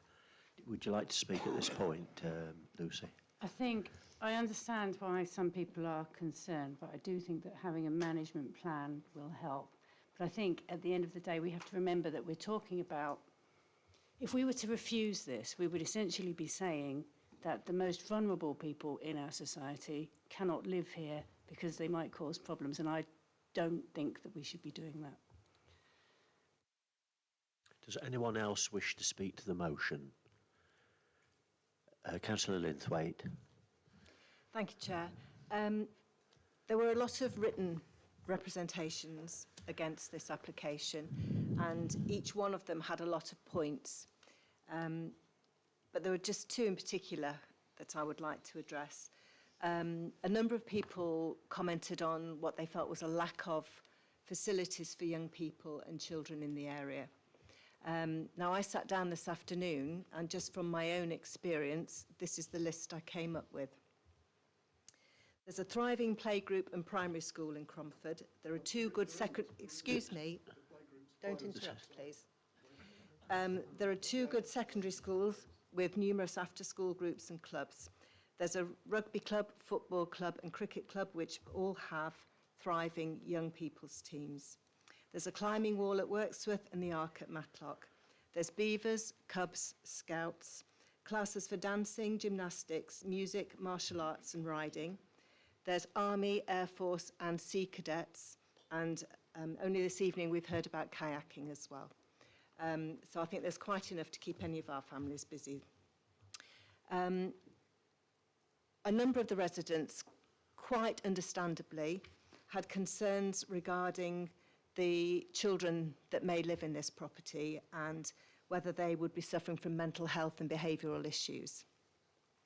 As a retired teacher with nearly 30 years' experience, I can assure you that I have taught lots of children from stable nuclear families who have both mental health and behavioural issues. I have also taught a lot of children, looked after children who don't.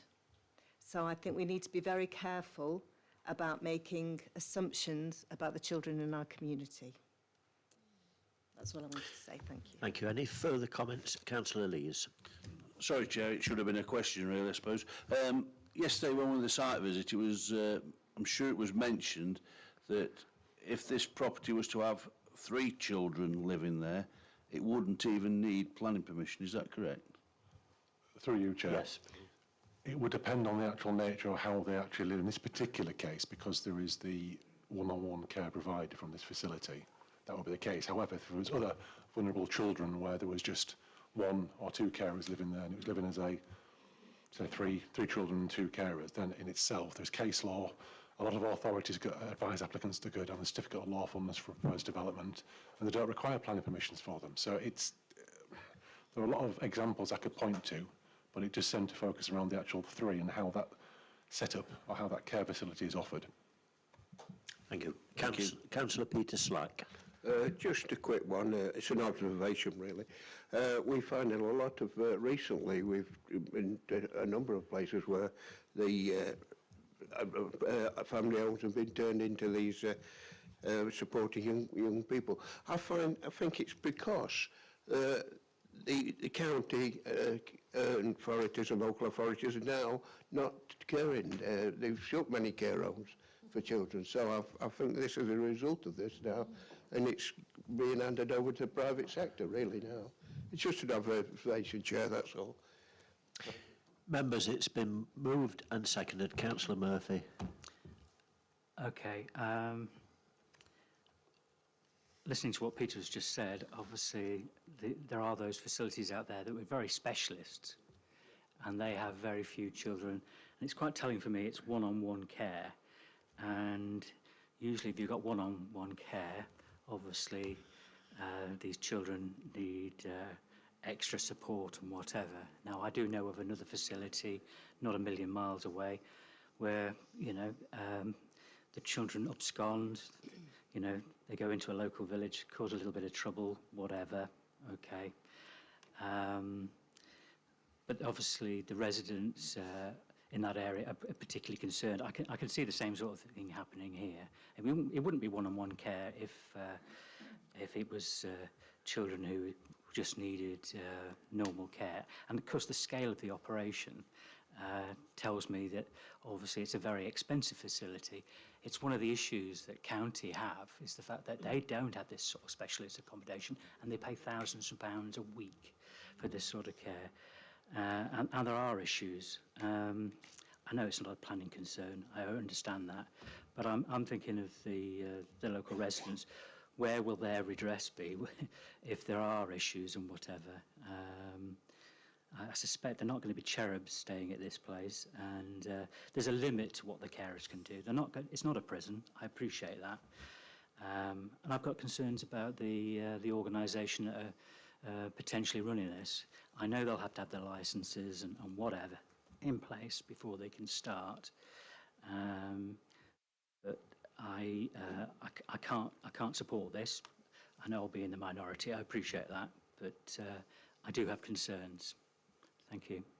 Can I finally bring in Councillor David Hughes, and then I'd like to take it to the vote. Oh, sorry, Councillor O'Brien first, and then Councillor Hughes. Thank you, Chair. Well, I wasn't a cherub when I was brought up either, actually. You know, you can understand residents' concerns, and I'd say it's disappointing there when I read that one of the representations concerns the fact there's not a police station in the vicinity. I do actually think, though, that the applicants have done themselves a disservice and the local community by not engaging with people before they put this application in. And I think a lot of these underlying issues, the underlying fears that people have, could have been assuaged if they'd taken the opportunity to engage with residents beforehand, and in fact if they'd come to this committee to make the case, to explain to us and to the residents and to those listening at home. And I really think that it's a missed it's not just a missed opportunity. I think it's a disservice to the local community that applicants, these applicants, don't see that it's their responsibility, that they're in partnership with the local community, because over time what we'd hope is that the local community would come to welcome the children staying here, and they'd become part of the community. But that only happens if you do work in partnership. So I do think, unfortunately, the applicants have brought some of this difficulty on themselves. Councillor Hughes. Like Peter, I wasn't a cherub when I was growing up. Bangers up drain pipes, climbing trees around the place, around people's houses, that sort of thing. So I know what it's like to cause annoyance for my neighbours. But there have always been children, and children do different things. I don't think we should. I think it would be discriminatory to assume that because children are in care, they're going to cause problems. And I look to the local community to offer some kindness and consideration and care for the people, for the children that live there. I hope there's some generosity of spirit that you find in other parts of Derbyshire Dales in this park. So I hope that we can approve this particular application. I do have some concerns about the organisation that's bringing it, but that is not a material planning consideration. What we're looking at is supporting some young people who are having a difficult time and who are now being brought up in care. Thank you. Thank you. Does anyone else wish to make a contribution before we take the vote? I would just want to simply say as chair that I totally support the views that Councillor Peter O'Brien has just expressed, and it is rather sad because there was an opportunity to perhaps get people on board better. It's been moved and seconded. All those in favour that we grant consent, please show. Against? 2 against. Any abstentions? So the motion has been carried and it's been granted consent. Thank you.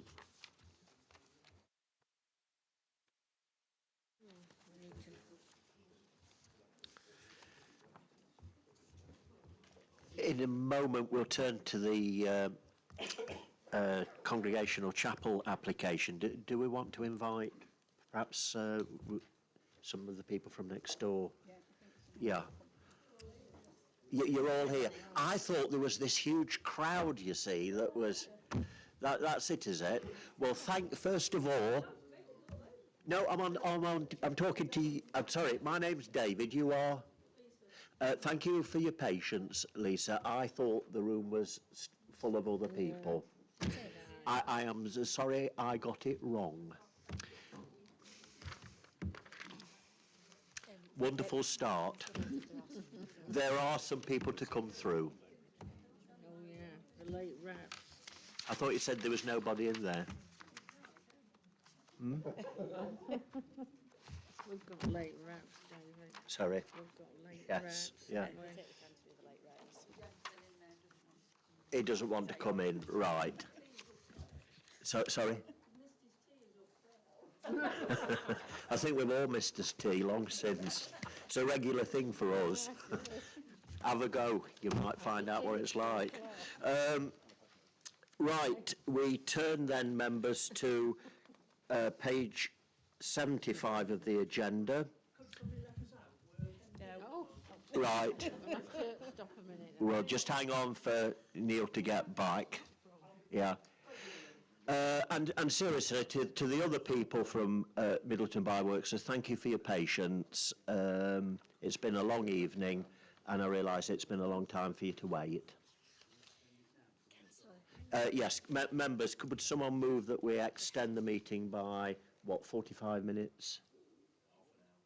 30 minutes? No, I don't think so. So we need 45 minutes, yeah. Anyone against? That's then carried, thank you.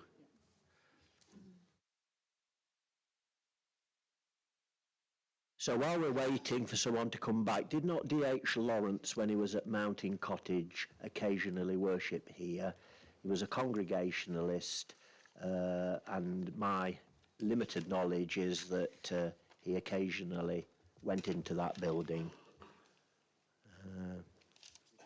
Peter, you wanted to say something? I've heard that before, yeah. Yeah. I'm not sure that's fact. Right. I understand he had to report to Wirksworth Police Station. They come from Cornwall, and they were thought upon as German his spies. wife was German, yeah. Yeah. Yeah.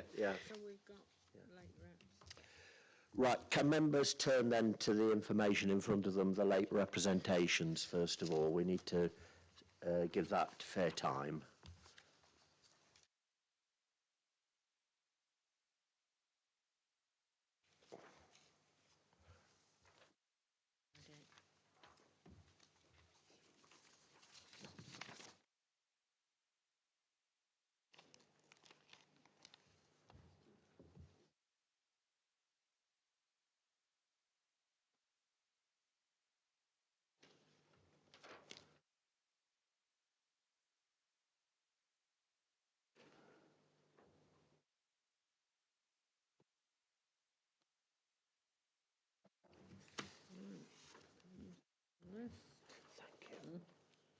We've all got 3 minutes.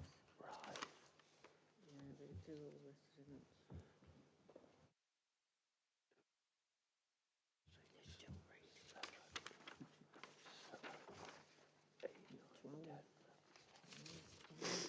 half an hour, at least. Yeah.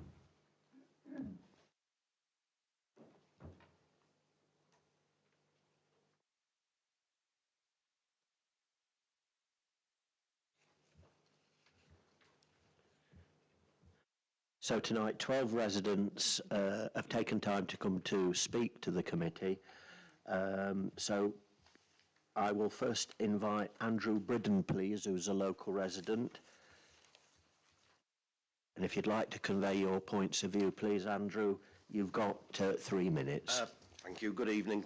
Yes, I'm a resident at 13 Chapel Lane along with my family. 2 main points which I wish to highlight. The first is bats and ecology. As the planning officers identified in their report, and has been in several of the representations, bats are known to live and reside in the chapel. They can often be seen in an evening. I've seen them myself with my dog, and but they are a protected European species. So, just concentrating on bats, under Regulation 43, Conservation of Habitats and Species Regulations 2017, and Section 9 of the Wildlife and Countryside Act 1981, they are a protected species. The National Planning Policy Framework, referring to Circular 06/2005, the circular quote specifically in Part 99 says, "It is essential that the presence or otherwise of protected species and the extent that they may be affected by the proposed development is established before the planning permission is granted. Otherwise, all relevant material considerations may not have been addressed in making the decision." My concern here is that while the planning officer has acknowledged that bats have been reported, there is no follow-up on this. The committee, I would hope, is aware that the local plan policy PD3 also states that no development proposal will be permitted until it can be demonstrated that all statutory and regulatory requirements have been satisfied. I would therefore contend that the lack of an ecology report and looking at bats roosting, etc., clearly says that we've not complied with this. The chapel lies within a mile of a SSI. Given that plenty of other local applications in the immediate vicinity have all required ecology surveys, it would seem to be very lacking to be progressing this at this stage. My second point is in relation to the Highways Agency. Their latest report on the 3rd of February states, "The access track does not form part of the adopted highway and is not included within the red line of the application site to show that a right of access exists over this land." The access track they are referring to is an unadopted trackway which leads to my house, my neighbour and my two neighbours. The current access gate that is there, and I'm sure you've probably seen it on the site visit, is only sufficient for pedestrian or handcarts, wheelbarrows, etc. It was never intended for vehicle access, and therefore the owner does not have a historic right for vehicle access down that trackway. Therefore, I believe he has assumed in his application he has a right of way which he does not have for that parking spaces. Therefore, any proposed parking he puts there will basically be inaccessible. He has no legal right, as I understand it, and therefore any parking will be dumped onto the street, which is already full. Based on those 2 points alone, I would kindly invite the committee to consider that this application has got no merit to go forward at the minute. It cannot comply with statutory requirements for protection of European species. Thank you for your contribution. You were spot on time. So I invite Sue Stockwell now, local resident, to speak against the application. And Sue, you've got 3 minutes. Thank you, Chair. I am a local resident and I'm also a trustee of the Village Hall. A point's been made earlier by a member, and I'm going to make this again. It is very disappointing that the applicant has chosen not to undertake any consultation with the local community or prepare a needs analysis. To this end, this application is not evidence-based and has no demonstrated need for this facility in the village. I just want to highlight that we have a successful village hall which meets most of the possible uses identified in the application. It is well used by a variety of groups on a weekly basis, daytime, evening and weekends. It is also used for monthly events, cinema, choir, craft fairs, school fairs, produce shows, village competitions, live music, family gatherings, special events.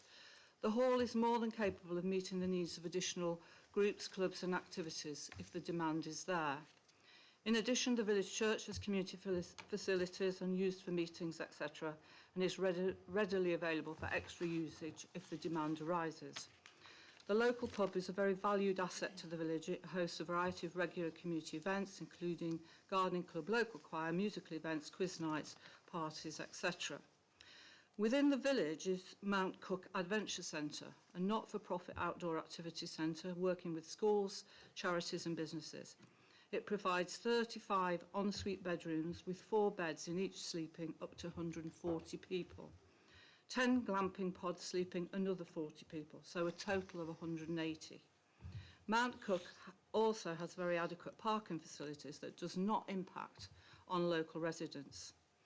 In summary, there is already sufficient availability capacity to meet any other additional requirements. As such, there is no justification to support the claim that this application will benefit the community.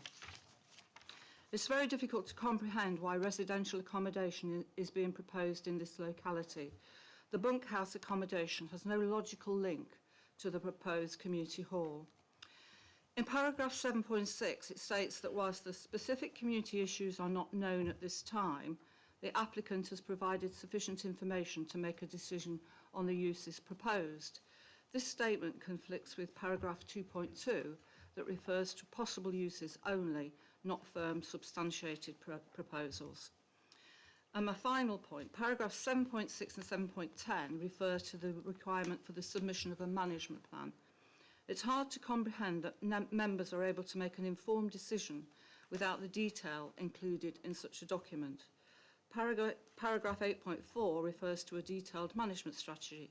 Again, I make the same point as I've just stated.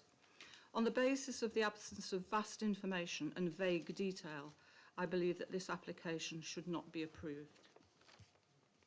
Sue, thank you very much indeed for the points that you've raised and for being in time. We ask now Mrs. Olwyn Bailey, please, who is a local resident.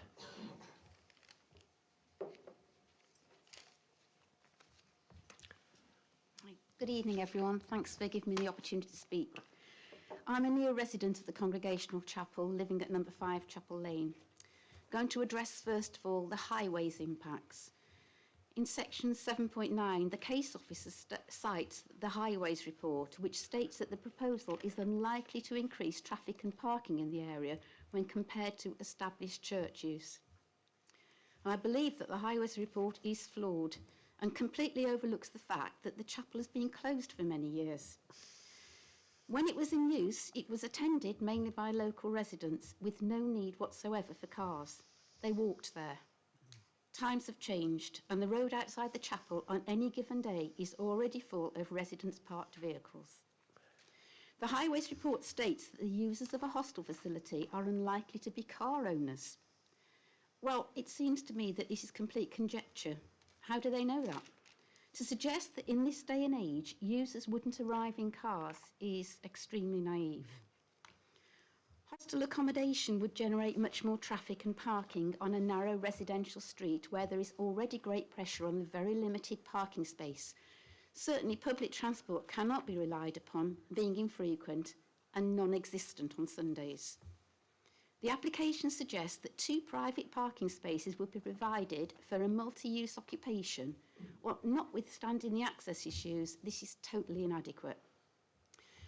The fact is that I feel if this building didn't already exist where it is, there is surely no way that they would get planning permission for a community hall and a hostel for 25 people with only 2 parking spaces.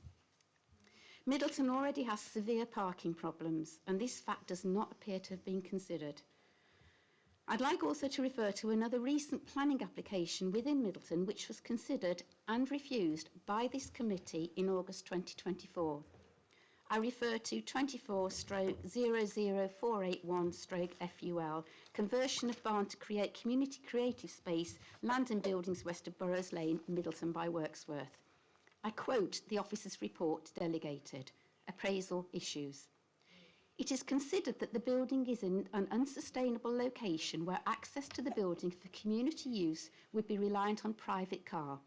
In addition, the applicant has failed to demonstrate that there is sufficient need for the development and that such a need could not be accommodated within the existing village hall. End of quote.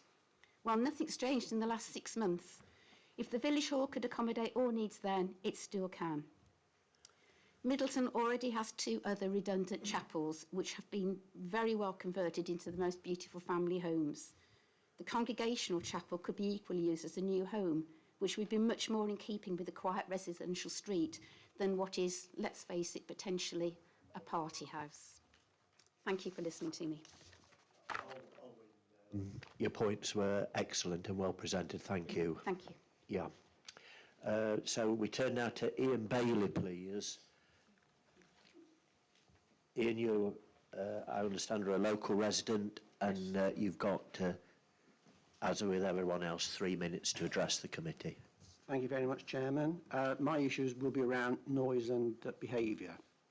I'm also going to refer to section 7.1 of the officer's report, which refers to residents' concern about the possibility of antisocial behaviour and says that submission of a management plan would control these things. I've got concerns about whether the authority will be able to produce a set of policies that will be enforceable and capable of safeguarding residents' concerns. Without meaningful penalties on the applicant, any such policies would be a waste of time.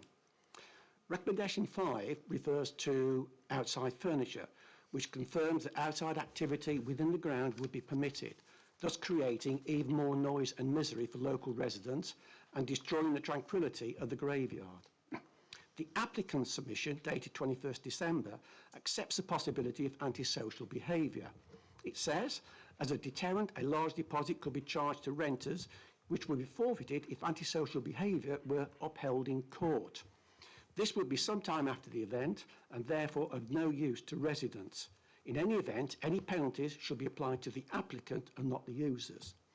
Another reference states, we will not be accepting applications from hen and stag parties. This is absolutely meaningless. All that people would need to do would be to state a different purpose and the booking would be accepted. I would have real concerns about any ability to stop this type of activity. Another reference refers to noise and pubs, and this is disingenuous. Pubs are licensed premises and have to have somebody on duty at all times, ensuring behaviour is controlled. Failure to do so could lead to loss of licence and closure of the premises. This application has no such proviso. The latest submission from the applicant shows that the minimum, not maximum, weekend bookings required to make this viable has increased from the original 10 to 15, now it's 20, and that's an increase of about, in fact, increase of 100% on top of the original low estimate. And on top of that states, weekday rentals, if offered, and I read when offered, would be in summer or year-end school holidays. Both of these represent a huge change in scale from previous submissions and would significantly increase the issues of noise, traffic, parking and antisocial behaviour. The project is aimed fairly and squarely at obtaining permission for the accommodation and the making of money to the detriment of the lives of all local residents and to the peace and quiet of the village. Thank you. Thank you. So I'll ask Mike Dutton, please, a local resident, to come forward. And I understand you're speaking against the application, Mike. Partly, yes. Thank you. Good evening. I'm also a local resident. I live at number 5A. So I've actually got 2 points to raise. The first of which is looking at the application, what's it actually for? Is something coming in under the radar? So the application is for, I quote, a change of use from church to community hall with associated accommodation.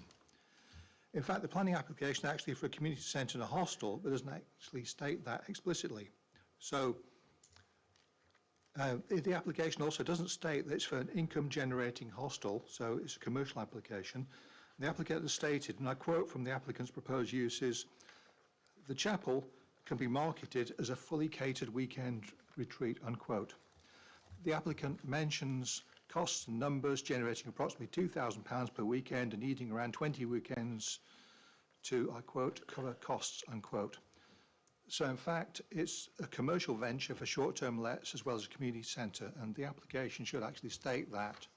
I feel that something is trying to sneak in under the radar here. My second point is that the proposed uses puts the development in competition with Middleton Village Hall. We've just heard about Middleton Village Hall and what it does.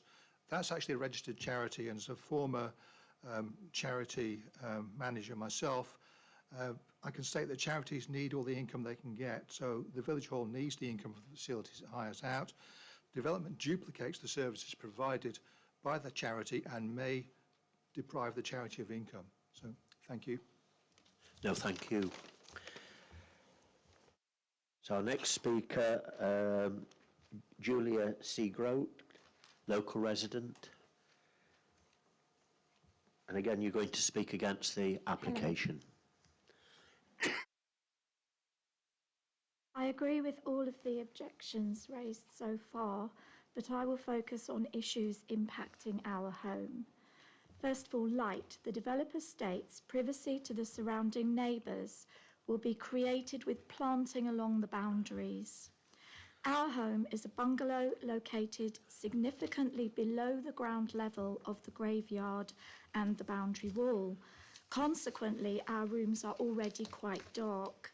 Planting along the boundary wall would completely block out the reduced light that we currently have. Secondly, privacy. The developer states the existing graveyard will be retained with a new gate to the bottom of it. The approach proposed would run along the boundary wall of our home. This would have a huge impact on our privacy, compounded by the fact that our home is below ground level, so that people walking back and forth would see directly down into our rooms. For the already stated reason of blocking out our light, planting along the boundary wall is not an option. Thirdly, noise. According to the plan, a reflection area is proposed very close to our rear garden and Willowdean. No detail is provided, but reflection area implies a peaceful space. If the purpose is solely for visitors to the graves, there would be a necessity for the 25 hostel guests to be banned from using it. It appears, however, that the reflection area is actually intended for the hostel guests. The plan shows a new pathway leading from the chapel to the reflection area. The noise nuisance of up to 25 hostel guests using this space would have a hugely negative impact on our home and Willowdean because of the very close proximity. It would also have a similar impact on many other nearby homes, compounded by the elevated position in the village. Finally, inappropriate use of graveyard. The use of the reflection area by hostel guests would be highly inappropriate for the graveyard, insensitive and disrespectful. It would totally alter the character of this tranquil space in the village, a sacred place for the families and friends of all those buried there. The developer references the opening hours of pubs. Pubs are not normally surrounded on all four sides by villagers' homes. Neither are the outdoor spaces of pubs located in graveyards. Thank you very much. Thank you, you're spot on time.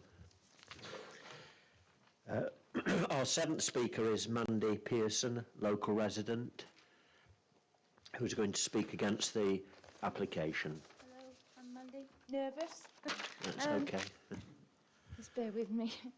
I obviously don't want this. I'm sorry. I live at Willowdean Farm, and we side on to the chapel. The chapel is on an elevated position, overlooking mine and that of my neighbours' homes, looking down into them. With a never-ending, ever-expanding list of proposed uses of this development, both day and night, this will be a very busy place indeed, and not a quiet, tranquil place. Due to the demographics and the geology of Middleton, noise is amplified and bounces back off the mine hillside. The developer has proposed planting along the boundaries, but this will not sufficiently control noise and potential antisocial behaviour. My door and windows side onto the chapel and about 3 metres away from the proposed outside reflection area for 25 people, or possibly more if the community centre is open. Planting is not going to give any protection from noise and will cause many privacy and security issues for our farm. This will also deprive me of light.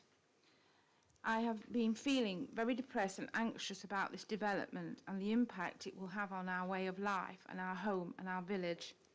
I feel that this development is not based at the heart of our community, but that of the ambition and the profit of the developer, and directed more so at the hostel side of the business, with the community space being a sweetener to gain planning by stealth for 25 beds.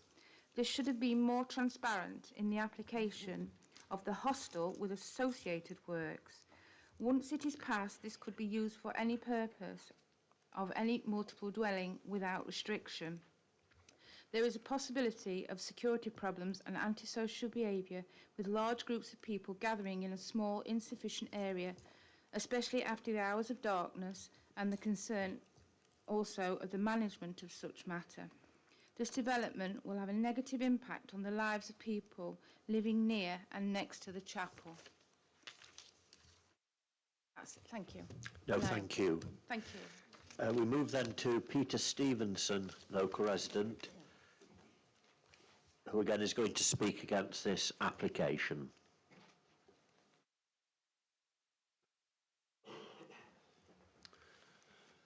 Thank you, Chair. Thank you, committee members. I don't know how you do this job. You are incredible in your patience. My name is Peter Stevenson. I've lived in Middleton for 18 years. My property is 15 Chapel Lane, which looks down the Chapel Lane, and it's the chapel itself is adjacent to us. My concerns, and it's already been mentioned, but needs to be reinforced, I do believe, is mainly traffic and parking. In a letter from Gemma Statham on the 3rd of February, she states the proposal is unlikely to increase traffic generation and parking in the area when compared to the established church use. So she is comparing what was for regular services in the chapel, or I think it is a church, in comparison with a 25 place building. As I say, we've lived there for 18 years. The chapel has been closed for a number of years, but during that time, I can positively say that the only addition to traffic during the use of the church was one car. That one car was the minister, who actually parked further up Chapel Lane, mainly because he couldn't get parking space next to the chapel. So the comparison is not founded. It really is wrong. We have been trying to contact the highway officer to understand how she came about this decision, but despite leaving messages and emails, we've unfortunately not been able to contact her. And I do wonder whether that she managed to actually make a site visit, because it just does not make any sense. She also states that users are unlikely to be car owners using the hostel facility. Now, given that the community would not be using the accommodation, how on earth are they supposed to get there? It would only be either by bus, maybe for a party of 25, or by minibus, or by car. If it was by bus or minibus, I would suggest that they might have difficulties exiting the bottom of Chapel Lane, which is already very, very difficult, and accidents have happened, and I know that we were very close to having one. So it's completely it's completely wrong.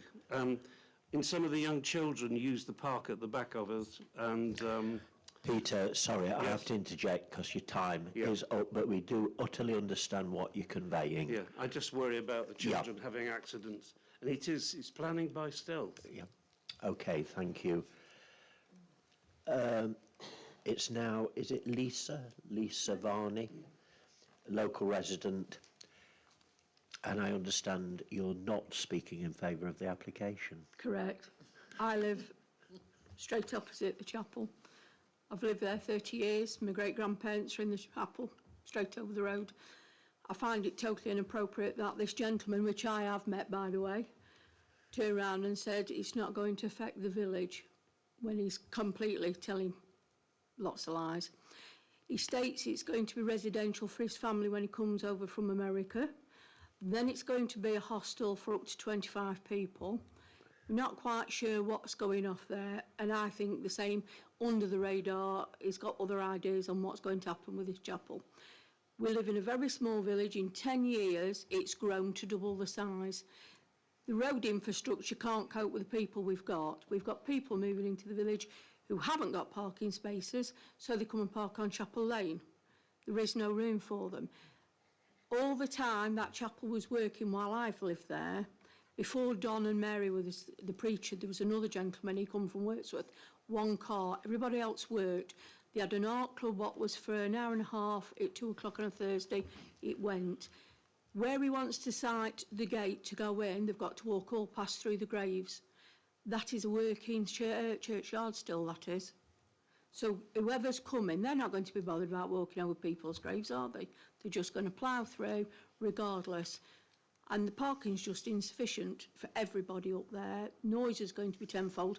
If he puts trees in front of my house, my view's gone. I see Gilkin from my house. I will have no view at all. And I feel for everybody else who lives in there, because he might say it's going to be a hostel, but you don't know what type of people are going to be put in there. And there's lots of children, like Mr Stevenson says, all the way round. So I feel for the safety of the children and the area. You don't know if there could be burglars moving in for a fortnight, weekend, whatever. No, it's totally unsuitable, the chapel is, for that, and the Isbats as well, which have been there for many years. That's it, I don't come with a piece of paper, I just talk. Lovely. As we prepare for the next speaker, I will digress. I was always surprised that the interior wasn't listed because it was horsebox pews with a three-decker pulpit. It was a very, very fine and rare example of a nonconformist chapel. Yeah, it was, yeah. So I was astounded that there wasn't greater interest in actually, you know, I think the dry rot safeguarding put that. people off buying it, didn't they? Yeah. Yeah, but I do remember Don, and he was a good man. So we turn now to Lucy Pearson, please.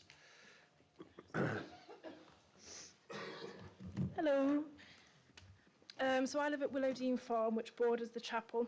A couple of reasons I would object is the main one being the lack of privacy. It's of a significant concern. The chapel is at a high vantage point, and it views into our house and also the surrounding properties. This would result in significant loss of privacy from a constant flow of people coming in and out of the property, since the proposed planning has suggested 25-bed capacity alongside many other additional uses. There's a proposed reflection area that is approximately 3 metres from the boundary walls of our home at Willowdean Farm, next to the graveyard.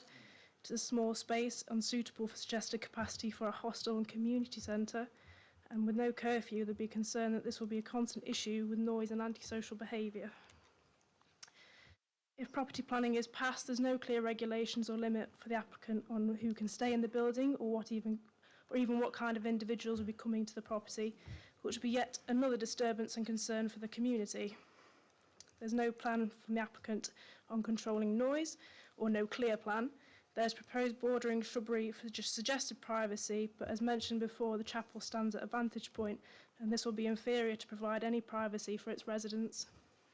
I'm a shift worker for the NHS, and I work a range of hours and long days.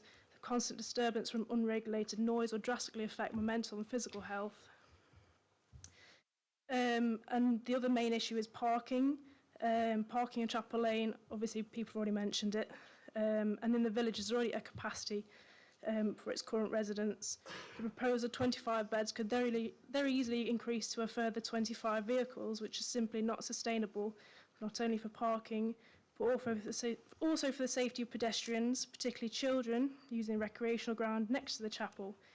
Large groups of people who encourage larger vehicles and buses. Chapel Lane is already narrow, visibility is already very poor due to a number of parked cars, and vehicles will not only impact visibility and safety, but impact our farm access at Willowdean Farm too. The applicant has suggested the use of narrow access lane for additional parking spaces that leads to our property and other homes neighbouring the chapel, the same lane that is used for the farm access. With the volume of people staying at the chapel, there'll be an even greater strain on parking, and this is another concern that we won't be able to access this lane due to careless and limited parking from people staying in the chapel, which could cause a plethora of problems, including farm access and getting cars out for work that are kept down this lane on our driveway. Ultimately, if planning is passed, it will affect a large number of people in the community of Middleton in a very negative and impactful way, which I think has been voiced very clearly by the number of objections you've had. Middleton is a lovely small village, and I've cherished living there all my whole life due to its peacefulness, and this planning application is unsuitable for such a small, quiet area. It would be truly a shame to ruin its conservation for what seems to be an ambition of business and not truly supply the needs of the community. Thank you very much indeed for your contribution. Thank you. And then Charlie Pearson, please. Again, local resident to speak against the application. Firstly, I'd like to say that my family have owned and resided at Willardine Farm for over 40 years. I myself am 32, so this has been my home since birth, and thus I'm understandably attached to the property. I've never before considered moving from Willardine until the submission of this application, and I'd like the planning committee to try and understand the scale of the impact this development would have on the residents immediately around the chapel. My main objection to the development, amongst many, is the use of the lane to the rear of the chapel, which the developer proposes to use to access the newly created parking area detailed in the plan application. The lane is single track and very narrow, and used by myself and other residents who live down the lane. The lane is the best access to Willardine, and thus used by myself daily. I use the lane with a variety of vehicles, cars, vans, tractors with trailed and suspended implements, some of which clear the walls of the lane with 3 to 4 inches either side to spare. If I were to meet another vehicle entering the lane, it would be almost impossible for me to reverse back down past the proposed car park without damage to my vehicles, machines, or the walls either side of the lane, one of which is a large retaining wall.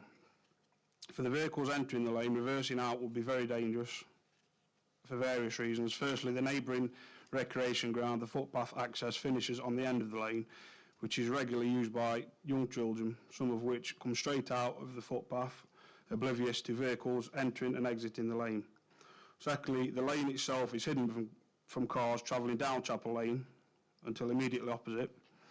And visibility is also limited for vehicles travelling up Chapel Lane due to the cars already parked at the side of the chapel on the Chapel Lane.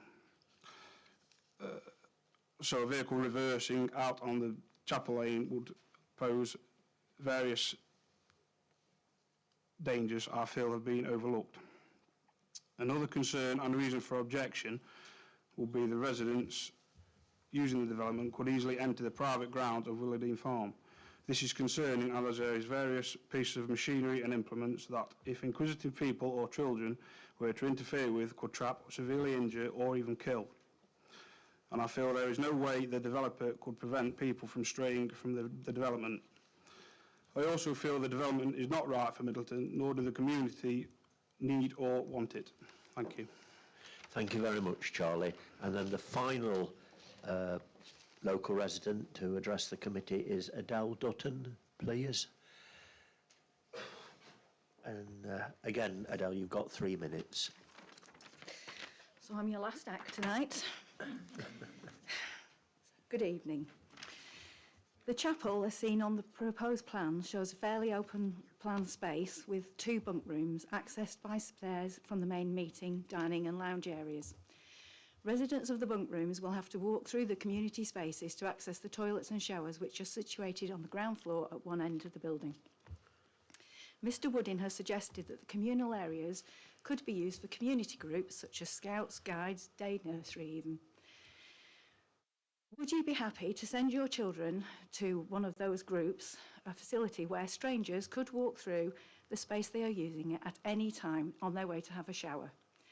Or have the children using the same toilet facilities whilst in the next cubicle a grown-up is having a shower? Would a group leader completing a child protection safety risk assessment be happy to use such a facility? Or is Mr. Woodin's plan that groups will be suspended whilst there are people in residence, i.e. they'll cancel the meetings? There needs to be more clarity about what this building is truly to be used for. Is the planning application actually for a hostel and the community space element being suggested just deployed to distract the planning committee and villagers from the reality? Or is the application for a community space, in which case there is no need for bunk rooms because residents go home? Both options pose very different planning considerations and I don't think can coexist in the current proposal. Is a hostel in the middle of a residential area an appropriate development? Will it change the character of the village? If it's a community facility, will the increase in traffic created by parents dropping off and collecting children attending organised groups be an ecological disaster? I would urge the committee to seek clarification before approving this application. Thank you. Thank you very much indeed. I'll just bring in Sean, please, at this point. Yes, thank you, Chair. Just before the deliberation start and questions start of the case officer, one point that was mentioned is and clearly wasn't brought forward before this point, was the issue of bats, which are a European protected species, and the bat survey, if there's an existence or a suggestion of an existence, that survey needs to be carried out. Now, you can carry out bat surveys all year round. There are certain times when emergencies happen, but that's certainly driven by Natural England or whoever the applicant were to engage. So just for consideration for members, where members wanting to defer the application, that will be, I would say, the primary reason to do so. Thank you. Thank you. It's open then, members, to questions, please. Sorry, the case officer. Yeah, apologise, Sarah, jumped the gun. Right, obviously the congregational chapel, you visited the site yesterday. Its use ceased in November 2022.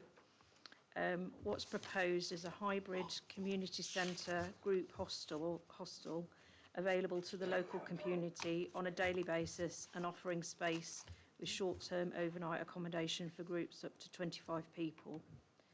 And the hall would be available for hire on a limited basis. Examples given by the applicant of possible community uses are preschool groups, youth clubs, scouts, guides, jumble sales, Christmas crafts, family gatherings, local clubs, workshops and exercise groups. In determining the application, we obviously look at policy HC 15, which relates to community facilities, which obviously this is an existing community facility within the settlement boundary of Middleton.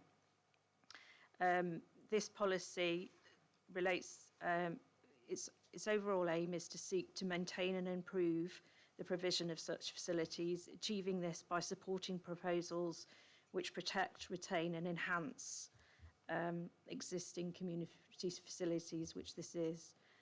So the principle of a change of use from the church was as an F1 use class to an F2, which is specified as a hall or meeting place for the principal use of the local community, and then an associated hostel for 25 people under the C1 use class is acceptable within the sustainable settlement where the existing building is retained, utilised and improved for the community. In terms of the groups, the applicant is stating the groups will have a capacity of 25 for a fully catered weekend retreat for families, hobby groups, classes, cooking, art, cycling clubs, and would supplement the income of the venture. In my report, I do state that whilst the specific community uses are not known at this time, the applicant has provided sufficient information to make a decision on the uses proposed. There's a suggested condition about a submission of a management plan prior to the use of the building, together with a condition restricting the specific use is to that applied for.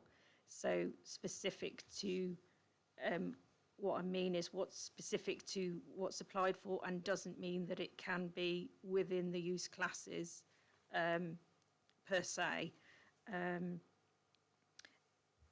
and that is considered to allow sufficient control of the use of the building to protect the amenities of adjacent properties.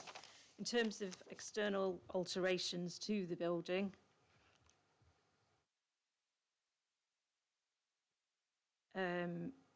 these are considered to be minimal, and the character and appearance of the building within this conservation area would be retained. And then obviously there are suggested conditions to ensure that it's in keeping and blend with the building.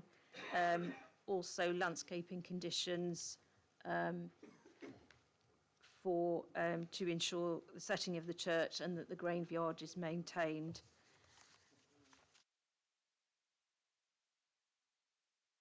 There's been a lot of objections on this. I've made some points. Obviously, we've picked up that a bat survey hasn't been carried out. If it were to be carried out, it would be between the March and... I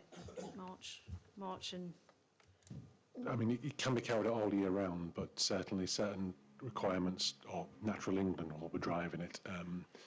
Sometimes that's between May and August time, but obviously you can do that all year round as well. Before we go into questions, Sean, do you wish to come in at this point to perhaps save some time? Yes, it's just to try and save some time and possibly provide some clarity to members. I know I've mentioned already that there isn't a bat survey, which has obviously been discussed by a lot of the actual concerned residents this evening. I mean, were members minded to do so, rather than going into full debate on the application, there could be an option to move a deferral to seek clarification over the bat element and or other elements they feel appropriate. Thank you. Councillor Slack. Thank you, Chair. Firstly, a change of use from a church or chapel to a community hall. This isn't a community hall, it's a hostel really for people to come and stay there. A community hall is what we've already got for all the activities. You can't have activities going on at the same time as the people that are staying there. I'll come back later on some of this, but the question is, we've got it down wrong for a start. It shouldn't be. Should be an hostel, living hostel, not a community hall. I think that's difficult for the officer to actually answer, because that's an opinion, really. Not been worded properly. We'll come back, perhaps, Peter, to debate. I'll reserve. Yeah, thank you. Councillor Hughes. Chair, I reserve the right to talk later as well. Picking up on Peter's point, there's no community support, there's no community management plan. How can this be a community facility? There's no demand for a community facility, another community facility of the kind being offered. How is it a community facility? That's my first question. I'll give you the questions because they're not very many. Peter's already asked the question of why this isn't F1 to C1 rather than trying to bring in a C1 on the back of an F1, F2. So I'll go on to the other issues. How many car parking spaces are needed for a hostel with 25 beds? I mean, Premier Inn in Matlock has got about 30 bedrooms, I would think, and it's probably got 30 car parking spaces and some EV charging places. And how is a hostel different from that? And particularly if it does weekend retreats and that sort of thing, how are the people going to get there? The third question is about material planning. I mean, now both of those are material planning considerations. The third one is about other material planning considerations. Light, noise, privacy, those are all material planning considerations. There seems to be no means of addressing those, and we've heard from residents that all of those are likely to be problems in this case. So we've got at least 4 potential planning considerations where this scheme falls down. Why is it on as approved? for approval? Why is it not for refusal? Sorry, this is crazy. Right. I've got to ask for an extension. So seriously, are we going for 10 o'clock, please? We may finish earlier. I mean, if we finish early, that's to our advantage, but it's been proposed 10 o'clock. Is that seconded? Yeah, all in favour? Against? Three against. It's been carried. David, thank you for those questions. Can between the case officer and Sean respond, please? Yeah, and then it's Peter O'Brien. Sorry, in terms of the points you mentioned there, noise, light, noise and privacy, I mean, the environmental health haven't been consulted on the application, so it'd be difficult to try and mount a reason for refusal based on the lack of clarity. If it was deferred for them to be consulted and they came back and objected to it, then obviously that will stand the authority in better stead. Hence, what I alluded to previously, that certainly the BAT or other elements and members may well see fit to defer it. It doesn't mean you are effectively granting permission by stealth. Effectively, you are seeking clarification on further responses from consultees. I mean, the members could choose to refuse it for noise, or perceived noise, impact on light and privacy. But in the fact that we haven't, or that's relevant consultee, the environmental health team haven't been consulted, it puts us in a very sticky wicket where it comes to an appeal. 25 potential residents in this, and a relatively small space for 25 potential residents outside, and there's an area outside which has been devoted for their use, near a house. We can all foresee what will happen during the day and into the evening in that space. And it's likely that a significant amount of noise will be created. I'm sorry. Can I take questions from Peter O'Brien, please, and then Councillor John Boyington, and then Councillor Linthwaite. Peter. Thank you, Chair. Just three questions. And I'll ask them one at a time, please. I think I'm right in saying that for an application to be valid, the applicant has to demonstrate that they have access to a public highway to enable the development to take place. Has the applicant in this case demonstrated that they have right of access to a public highway?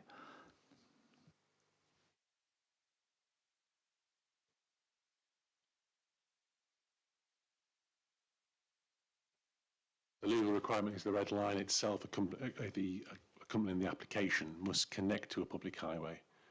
It doesn't mean I've got a right over or right there too, as long as the physical red line connects with the highway, Councillor.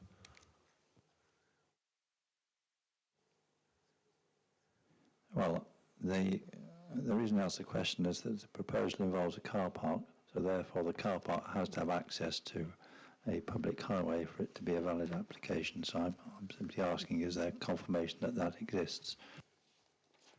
I did ask the question of the agent, and they confirmed that they did think they had access, but I have no evidence. I haven't been provided with any evidence.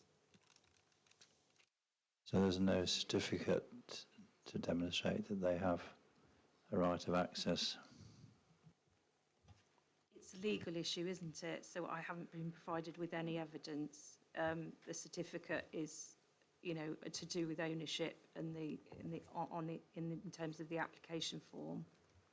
Did they serve a certificate on the owners of the access? No, they did not.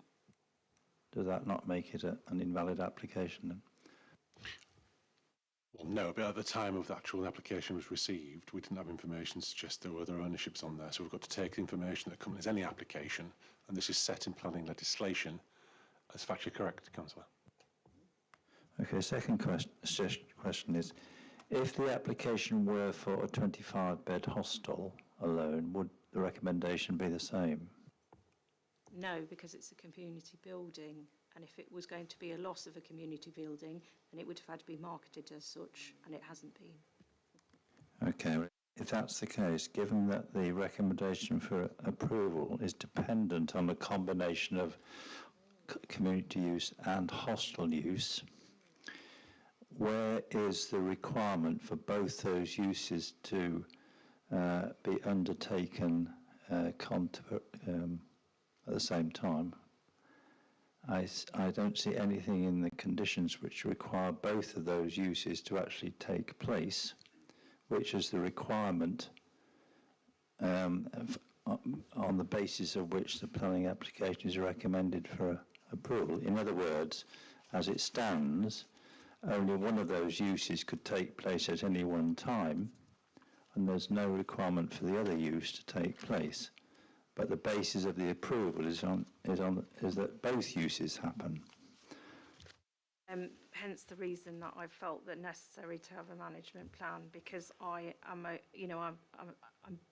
I'm dealing with an application where information is coming at me all the time. It's not the best way, but he keeps supplying more information as we go along. And that's what I'm dealing with. Well, I understand, Sarah, that's what you've tried to do, but does the existence of a management plan require it actually to be implemented, or is it not just a piece of paper?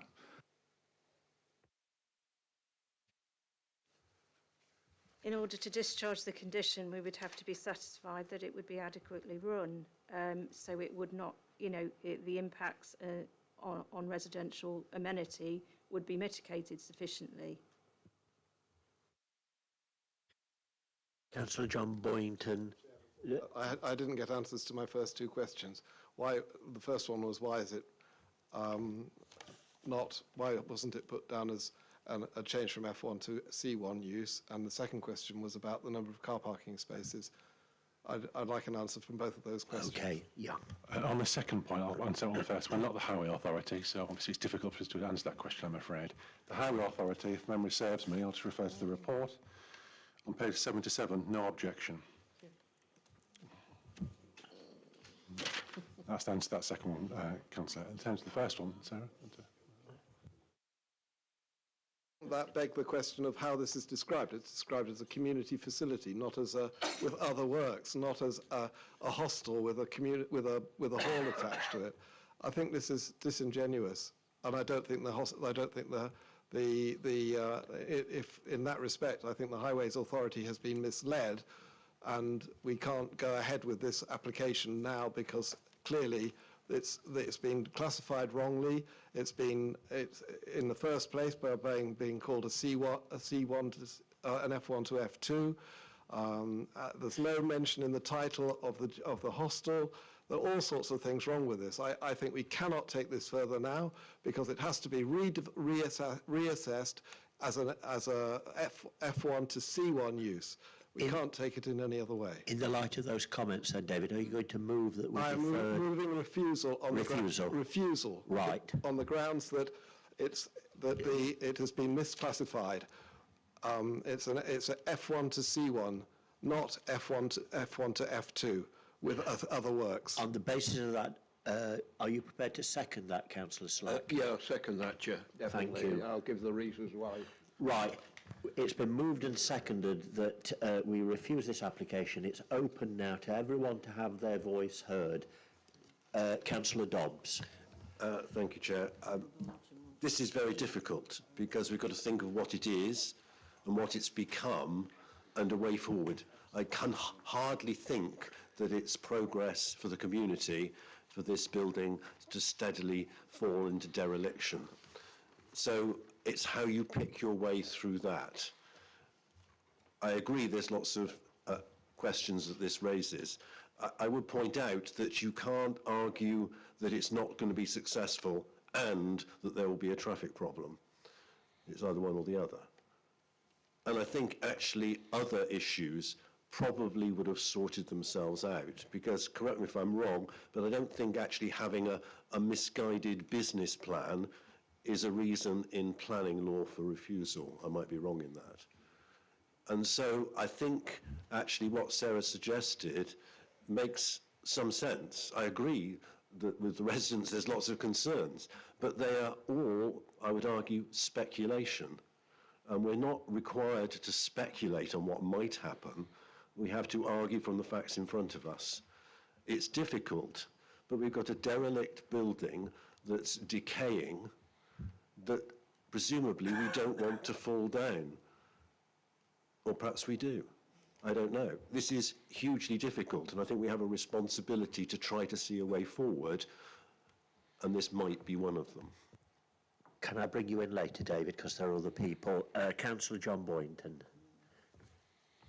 Chair, I think we've probably moved on a little bit from my question. I just have some concerns about the actual active burial ground, which seems to be part of this planning application.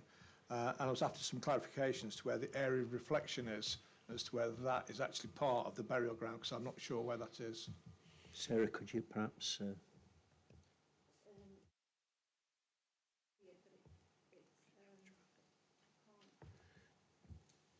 Where the parking space is, it's much lower down, and it's the last last thing that's been annotated. It's a bench. Yes, so is that part of the burial ground, or what will be or could be the burial ground? I don't believe it is. I don't believe it's part of it, no. Thank you. Thank you, John. Councillor Peter O'Brien and then Councillor Buttle.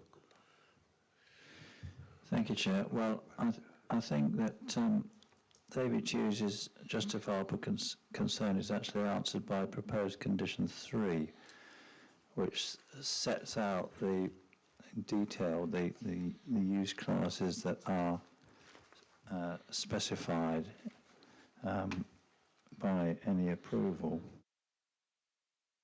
David, that reason for refusal is actually sustainable given the wording of condition 3.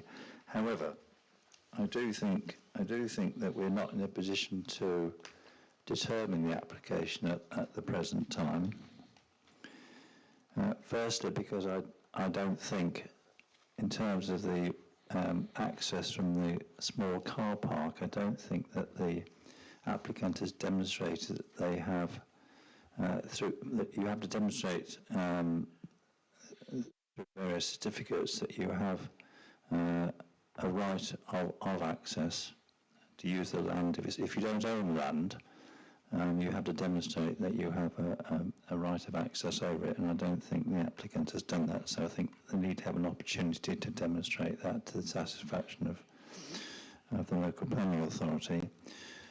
Further, as I've hinted in my questions, as far as I can see, well, as we've heard from Sarah, the application is being recommended for approval on the basis that a community use is retained, which, if you like, enables a hostel use to be approved at the same time.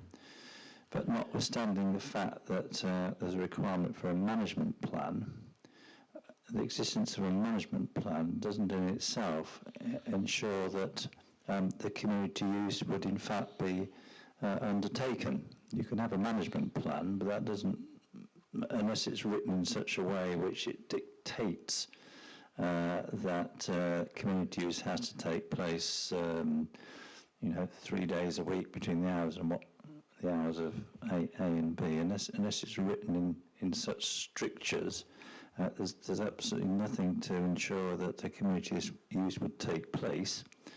So you quite likely find that only the hostel use would take place. So unless we can find some form of undertaking from the applicant as to how they propose that both uses would be undertaken contemporaneously in order to meet the requirements for the recommended approval, I don't think we're in a position to approve the application. So on both those grounds, I would prefer to see a deferral to at least give the applicant opportunity to demonstrate that both those issues I've raised can be satisfactorily addressed. So in the light of your comments, Peter, are we going to test so we can get to a conclusion? Can we test the meeting? Is someone prepared to make move an amendment to the effect that we defer? If that is then lost, we're then voting on refusal. Chair, can I just come Chair, back we've first? already got... Sorry? We've already got a proposal and a second, and we can't really... Are we not allowed to have an amendment Well, to the... we can't, constitutional You can't. wise, you can't. Well, I could have made an amendment. I could have put it forward as amendment, Chair, but I didn't. I said I didn't feel that the reason for the refusal could be sustainable because of proposed condition 3. Chair, can I come back on that? The principal, for it to be a community building, its principal use has to be for the community, as I understand it. So how do you define principal? Well, if I was the owner of the building, I would define the principal use as that which gives me the maximum revenue, the most revenue. So if we're talking about renting out community spaces for about £150 a day, and bunks or the hostel at £40 a night per bunk, then if we had 2 nights of accommodation in the hostel, that would bring in £2,000, and if we had 7 nights of 7 days of using the community hall, that would bring in about £1,000. I can't. The business case suggests that the major use of this is the principal use of this is C1, not F2, and therefore the application fails. Thank you, David. Councillor Linthwaite and then Councillor Slack. Thank you, Chair. I just want to sort of make sure I've got this clear in my head, Sarah, if that's all right. So what you're saying is the hostel is fine as long as the community elements of it are retained. So if, you know, there was a play school or art classes or that sort of thing was going on, then you can consider the hostel as part of this application. It can go through together. Is that correct? Yeah. So given that we've already got a village hall that provides all of the suggested community facilities for this particular building, what position would we be in, given falling birth rates and all the rest of it, where we've got effectively 2 village halls competing for the same people? It's an existing community building, so it would be retained for a community use. That's where I'm getting at. Whether there's a need, the need is, you know, it is a community building as it exists now.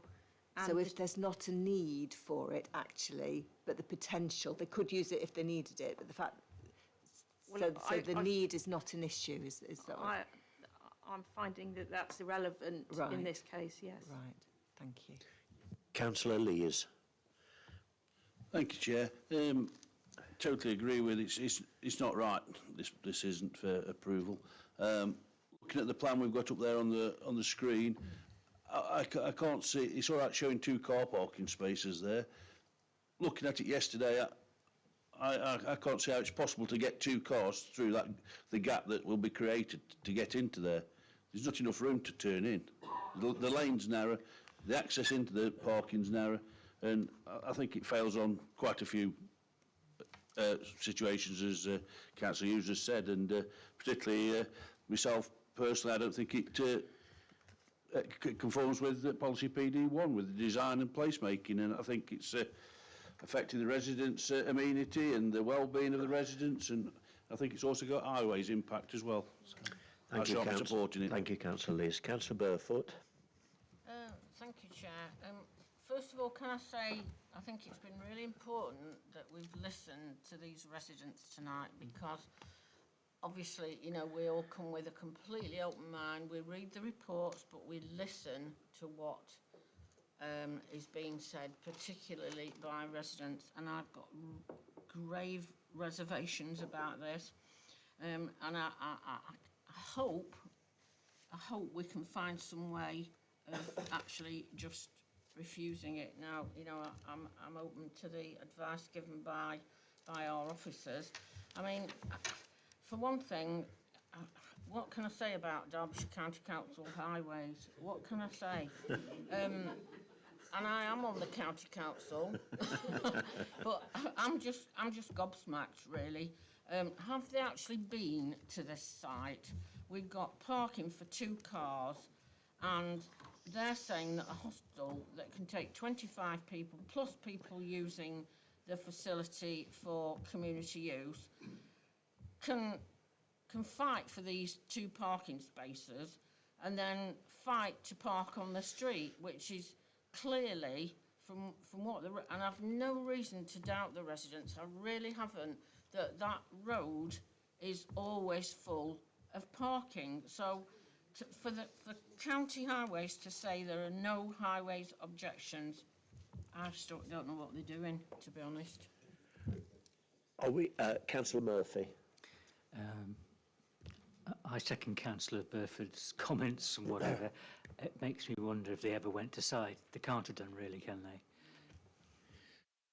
Are we reaching the point where the mover and seconder could wind up, please? Does anyone... Councillor Buttle? I'd just like to add, if it's possible, that I originally asked to make a comment on this because I was a bit unsure about the reasons for refusal, although David did help me forward with that, with the idea of defining the principal usage through the income generated.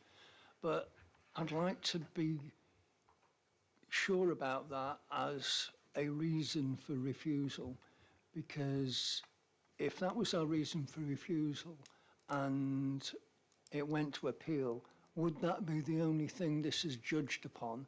And there are a lot more things here which I am concerned about. Yes, please. Good evening, members. Just to give you a little bit of help when you're wanting to, refuse an item, then it has to be. You all will have your opinion as to what your thoughts and feelings are. But what I will suggest is that every reason for refusal needs to be put forward and be backed up by evidence in terms of why your opinion is stated that way. So yes, Councillor Buttle, when you do go to appeal, the only reasons for refusal that have been stated by the planning committee will be taken into account when appeal is put forward before the inspector. So just to urge members again, this is entirely your decision, but your reasons for refusal and backed up by the evidence to support your reason will need to be put forward to the officers. Neil? In that case, that's pretty much what I thought you were going to say. In that case, I think we should be a bit careful about taking this motion forward, because it doesn't feel to me like we've given the applicant the full opportunity to come forward with the reasons why we should accept. So I'm tempted to go with Councillor O'Brien's version, but I'm not sure what the best way through with this voting thing is to get to where Peter is. If I'd like help with that as well, if that's possible.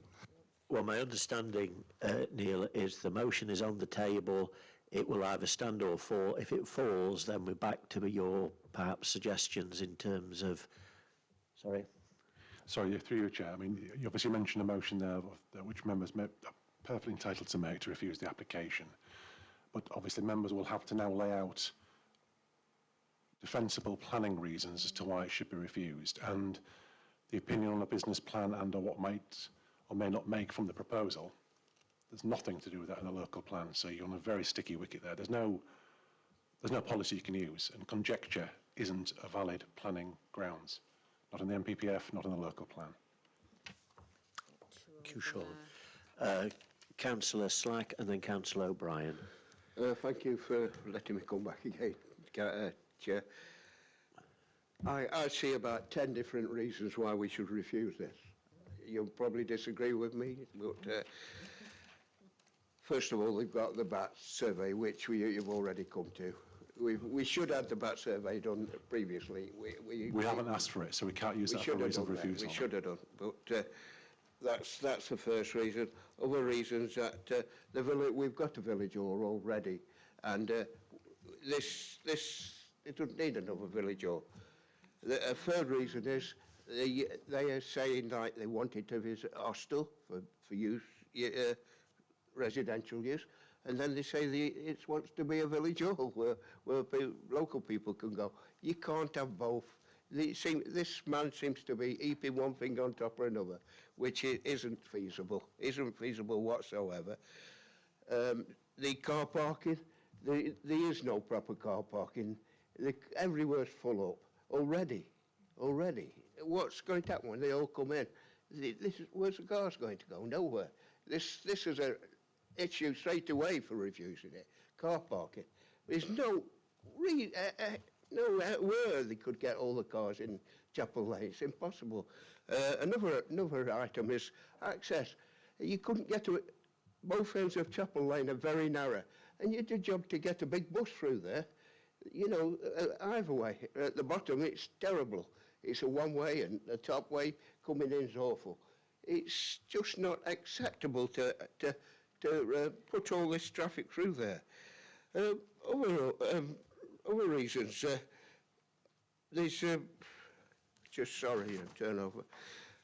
Other reasons, it's a poor access, I've already said.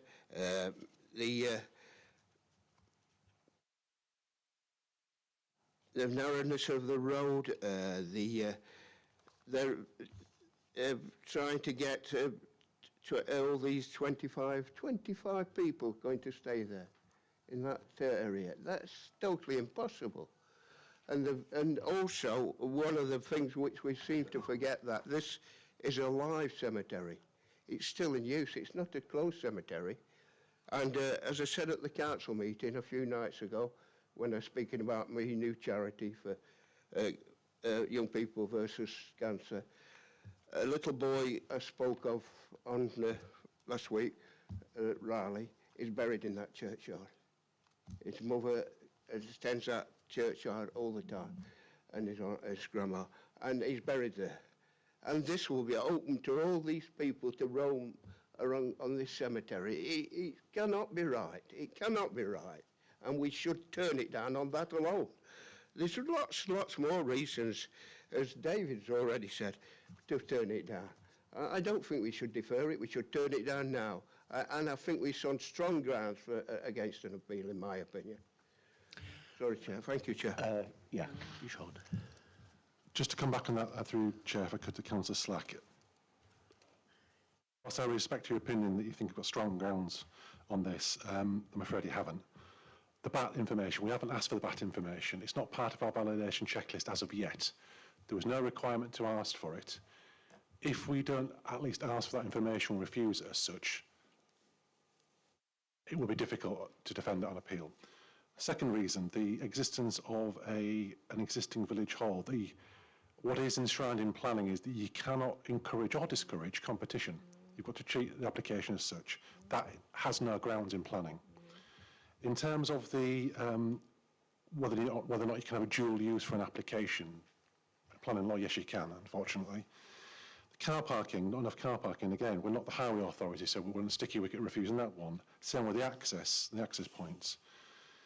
Unfortunately, whether the impact, the rub between the two uses, whilst that is a consideration, unfortunately, there's nothing in the actual local plan or the MPPF that would back that up, I'm afraid. So whilst I do respect, obviously, the concerns that you've got, and you've put them across very eloquently, there's nothing in planning law, the local plan, or the MPPF that would substantiate that, I'm afraid. There may well be, and the discussion may well go on and pick up some points, but what you just mentioned there, I'm afraid, I can't block members moving forward with that, obviously, but I would express extreme caution to use those points. Councillor O'Brien, cry for help. Well, I want to offer some support to the rationale for Councillor Hughes' proposal, notwithstanding what Sean's just said. We've heard from the Principal Planning Officer, from the case officer, that it is an understood requirement that the community use is predominant. It's the principal use is community use. I don't think that the applicant has demonstrated in their application that that would be the case.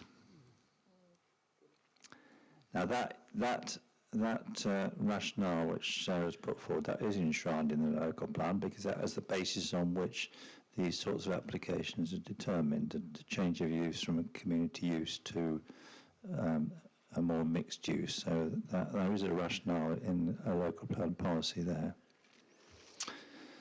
In fact, if you look at the justification, if you look at the wording certainly the officer's report, the intimation there is that the community use will be subordinate. That is the reason you get from looking at the way the report is written. Now, whether that's what the applicant has said, I don't know, but certainly in reading the report, you come to the conclusion that community use will be, if you like, tolerated, but it's certainly not an intimation it be a principal use. So I think there is a reasoned justification for not approving the application on that basis. Looking at the car parking, the county council, the county highway authority's rationale for not objecting is that the level of parking is like the parking requirement is not likely to be any higher than it was when it was in community use. Now, it seems to me that they've not equated a hostel use with the previous community use. They've equated more the proposed community use with the previous community use. So I think there is a defensible position there that the views of the highway authority haven't adequately taken into account the traffic generation that would result from a 25-bed hostel, which I think could be legitimately argued is very different, materially different from the parking requirement which arises from the use of the building as a chapel, because it's a very different form of parking when a building is used as a chapel 2 or 3 times a week for an hour a week compared to the 25 bedroom hostel. So I do think there's a clear difference there. So while I understand what the County Highway Authority have said, I do think there's a case could be made out as to why there is a clear difference. So I do think there's a rationale for the proposal put forward by Councillor Hughes. I think my question to myself is whether the applicant should be given an opportunity to address those issues, or whether whether I should support Councillor Hughes's recommendation. Thank you, Peter. Councillor Linthwaite. Thank you, Chair.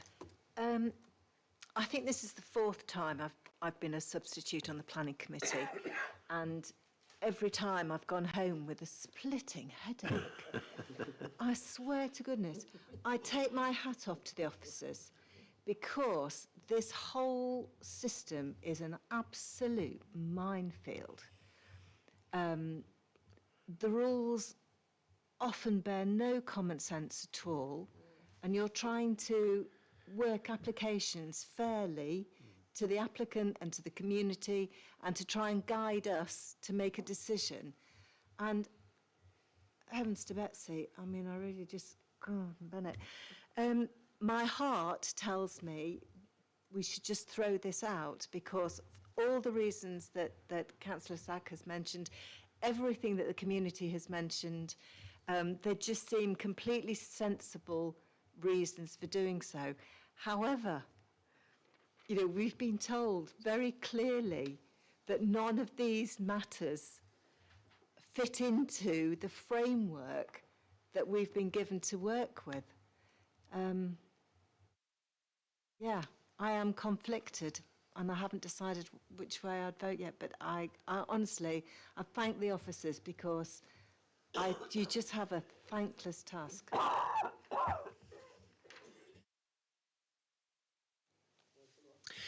Yes, does anyone else wish to finally make a contribution? If not, well, we'll ask David then to sum up. Okay. Thank you, Chair. I think somewhere in this he talks about handing on to his next generation, so he's interested in the property per se. Well, that's all right. We always want to do something like that.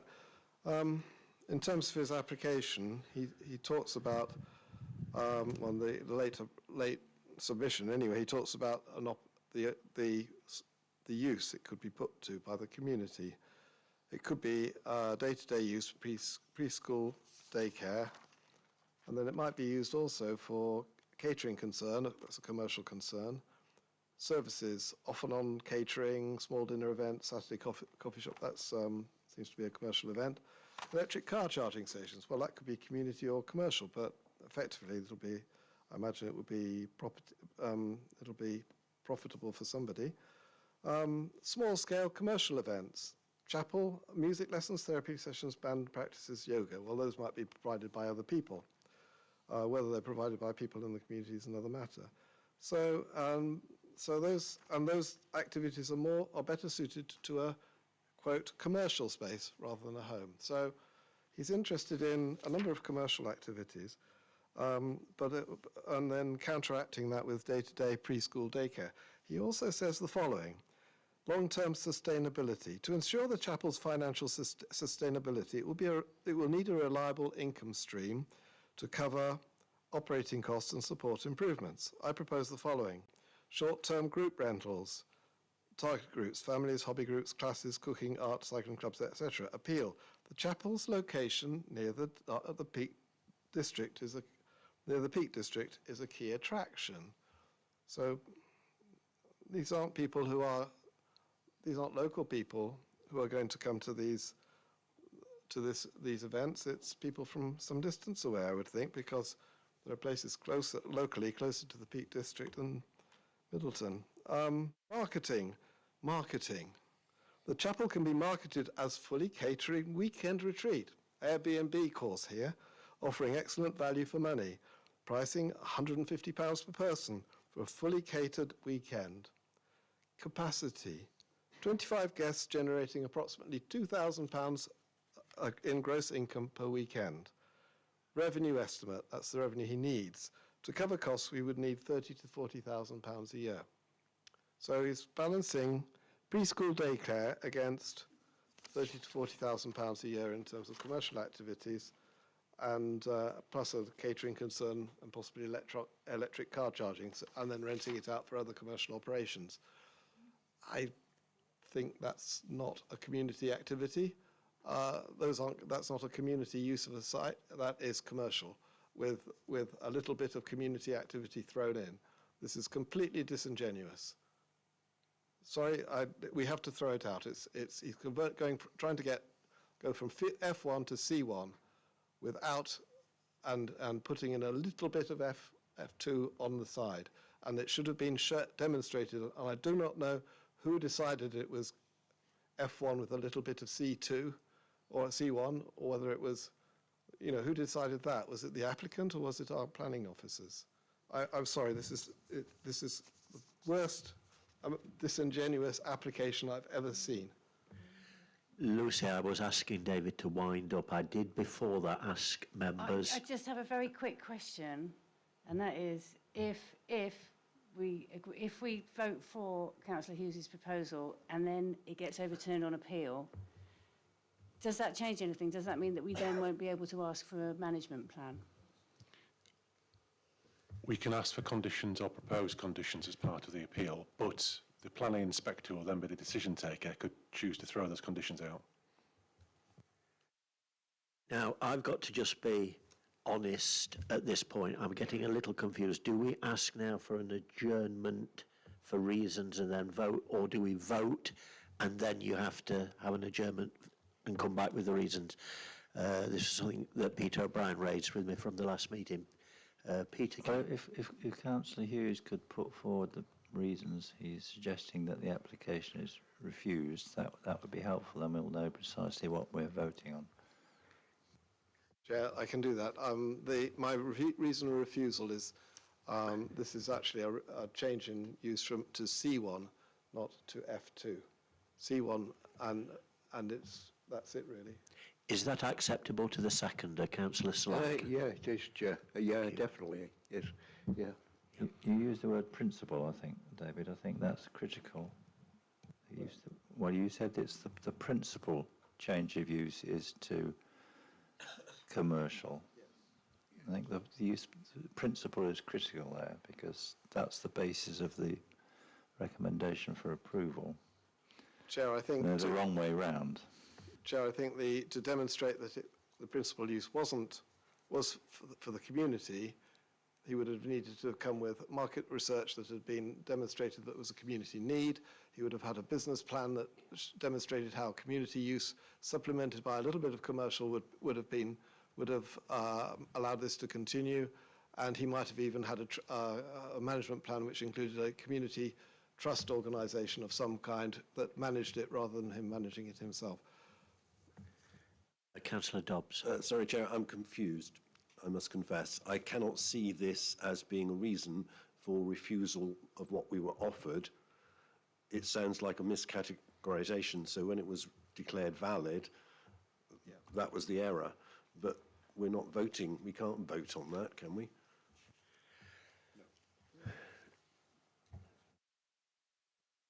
We've got a motion before.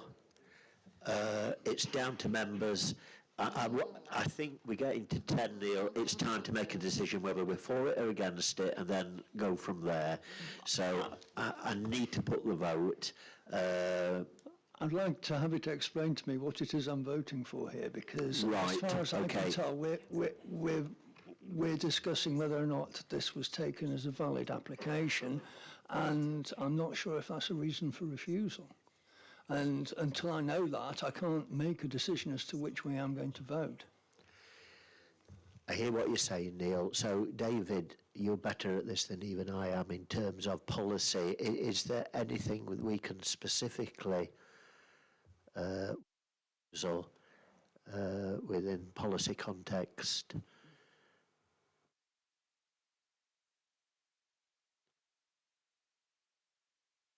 That the applicant has not demonstrated that the principal use is for the community. That's a reason, yeah. And he has demonstrated that a major use will be commercial in order to allow provide him with an income stream. Yeah. Peter. Sorry, Chair. I mean, we need a way out of this, don't we? Actually, surely. This is a reason for deferment so that we can gain that information from him. He can clarify other things or not. We can sort out the access debate or not. We can sort out the BATs or not. I would urge people, if we have to go to a vote, and procedurally that seems to be the case, to vote against the proposal so we can then have a vote to defer and we can get the information and arrive at this next time, and Sean will possibly say something. I'll bring in Sean, please. Sorry. Were members to, we may end up in this position again that were we to defer it, I'm not saying you should or shouldn't, but if that is the case, and the information that comes back isn't sufficient to tilt that balance in favour of sufficient community facilities to actually underpin policy HC 15 and give that clarity, then we may well move refusal at that point. As part of that, if it was deferred, we can have the information clarified about the BAT information, and we can try and pin down highways to a little bit more than just simply no objection compared to what the previous facility was. Even though it's picked up in the report, we can get them to specifically state that if it was deferred. And it may well be at that point, it's still moved for refusal. But I think not having that at least substantiated, I think puts us in a bit of a difficult position. That's not to say that the suggested motion to refuse it now should necessarily fail. I'm just trying to impart that advice. Sean, I respect your advice. if we can seek a demonstrable community involvement in this, so that we can say that the principal use is going to be for the community, then that would go some way towards mitigating my concerns. I mean, hypothetically, if it were to be deferred and we was to ask or go back and seek a definitive clarification of that, I know it's Sarah very kindly put it down as a business plan and model, but how the applicant proposes to run the activity. So what percentage, so for example, if it was 5 days a week, community facilities, and 2 days a week, accommodation, that would be, the lion's share of that week would be solely devoted to community. I'm not suggesting that's the way out for the applicant, but that may well be something that comes forward. We'd have to consider that. I'd like to see the revenue case as well. Would have to at least ask for a sufficient business case put forward by them, at least, or a business plan, possibly. Members, we need to test the motion because we could be another... I was thinking of withdrawing the motion. Right. I don't know what That's very gracious. Can I just come Slack. back, Chair? The sensitivity and the respectfulness of the cemetery. I mean, you've got to really, actually, it's a live cemetery. It's people are buried there, you know, funerals all the, you know, all the time. Most, well, you know, all through the year. Yeah, that's got to be respected. So, are you going to split it off, the cemetery, from the application? The application is, first of all, it's community use, and then it's all got to be paid for, and then it's going to be like a youth hostel. Well, not a youth hostel, it's all got to be bed and breakfast, B&Bs really, and that's all got to be paid for. It's all about money, really, this application. It's, I'm sorry to say, Americans, Donald Trump's people are a bit like that. They like to exaggerate on all the things, as we've seen from Donald Trump. But we've got to really look at this seriously, and if you defer it, what are you going to do? Next thing, it'll be approve it. And we don't want it, nobody wants that, do we, around this committee table? Not necessarily, Councillor. I mean, we're not necessarily saying, I mean, hypothetically, if it was to be deferred, and to seek a long list of information from the applicant, it will then have to be represented in front of members, a future committee. And then obviously the debate could be had again at that point based on that clarification given to some of those elements that have certainly been picked up. And Sarah's got a list, I've got a list of things we'll ask for. And it may well be that members, through consideration and debate, end up at refusing the application. I mean, to move progress, Chair, I'm going to move an amendment to the recommendation that we defer the application along the lines, for the reasons that Sean Robson's outlined, that we seek clarity on how the applicant intends to deliver the principal community use in conjunction and collaboration with the hostel use, clarification on the adequacy of the car parking, and clarification in relating to the various ecological issues that have been raised. So I'm going to move that as an amendment today. So does that find a seconder, please? Councillor Dobbs, and it's now open. If Kerry says we can do that, can we do that? Because we've already had... The original motion has been withdrawn by Councillor Hughes. So, yes. I mean, I would say this, I did suggest this 45 minutes ago, so you're back to where, you know, you wouldn't be. So we've got a motion now on the floor to defer the application. Councillor Buttle. I'm very happy to second Councillor O'Brien's suggestion that we defer for further information where Sean has a list already. Thank you. Yes, Councillor Burfoot. Yeah, can I just say, I honestly did hope that we could find a reason to refuse this tonight, but it's clear that, you know, our advice from our officers, who are professional officers, is that we are on very sticky grounds. But what I would say is, and harping back to the County Council Highways Department, can we please make sure that we tell them what our concerns are and say to them, Go and have another look, please. Chair, can I... Councillor Hughes. Chair, can I ask that the applicant comes back with a demonstration that two cars can be parked in that parking space and can be driven along the road, the track leading up to it, so they've got to be able to turn into that, and also that that he has demonstrable support in the community for the community facility, because if he hasn't got that, it won't get used. So, and then also his estimates of the revenues that he will get from the different activities. Thank you. Can we take that to the vote then, please? Can the location of that path be looked at as well whilst we're going back for further advice? Because as one of the slides showed, it's right again next door's neighbour's wall.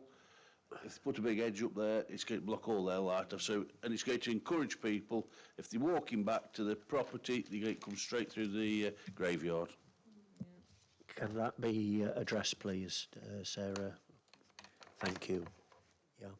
Can we take the vote then that this application is simply deferred till these aspects are sorted? All those in favour, please show. Against? Abstentions? That is unanimous. Thank you. Yeah. So we turn now to page 97 for the appeal decisions. I think, Councillor O'Brien, did you wish to speak perhaps on the first? Nothing to add. No, I'm happy to move noting.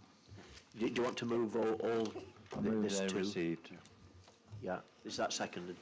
Can I just ask a quick question? Absolutely. The application on Stanley Farm, Derby Lane, Cudley, was that that didn't come to committee, did it? Or was it delegated? Do we know? I can't recall it coming to a committee. Sorry, which page is it, the first or second? It's 97. Page 97. Third one down. Ah. It says PDA rather than full. Does that mean it's permitted development or less Q? So it wouldn't come to committee, but it's been allowed, like, yeah. Right, thank you. So it's been... Yeah, I'll check. Wonderful. All those in favour, please show that they're received. And that concludes tonight's meeting. Thank you.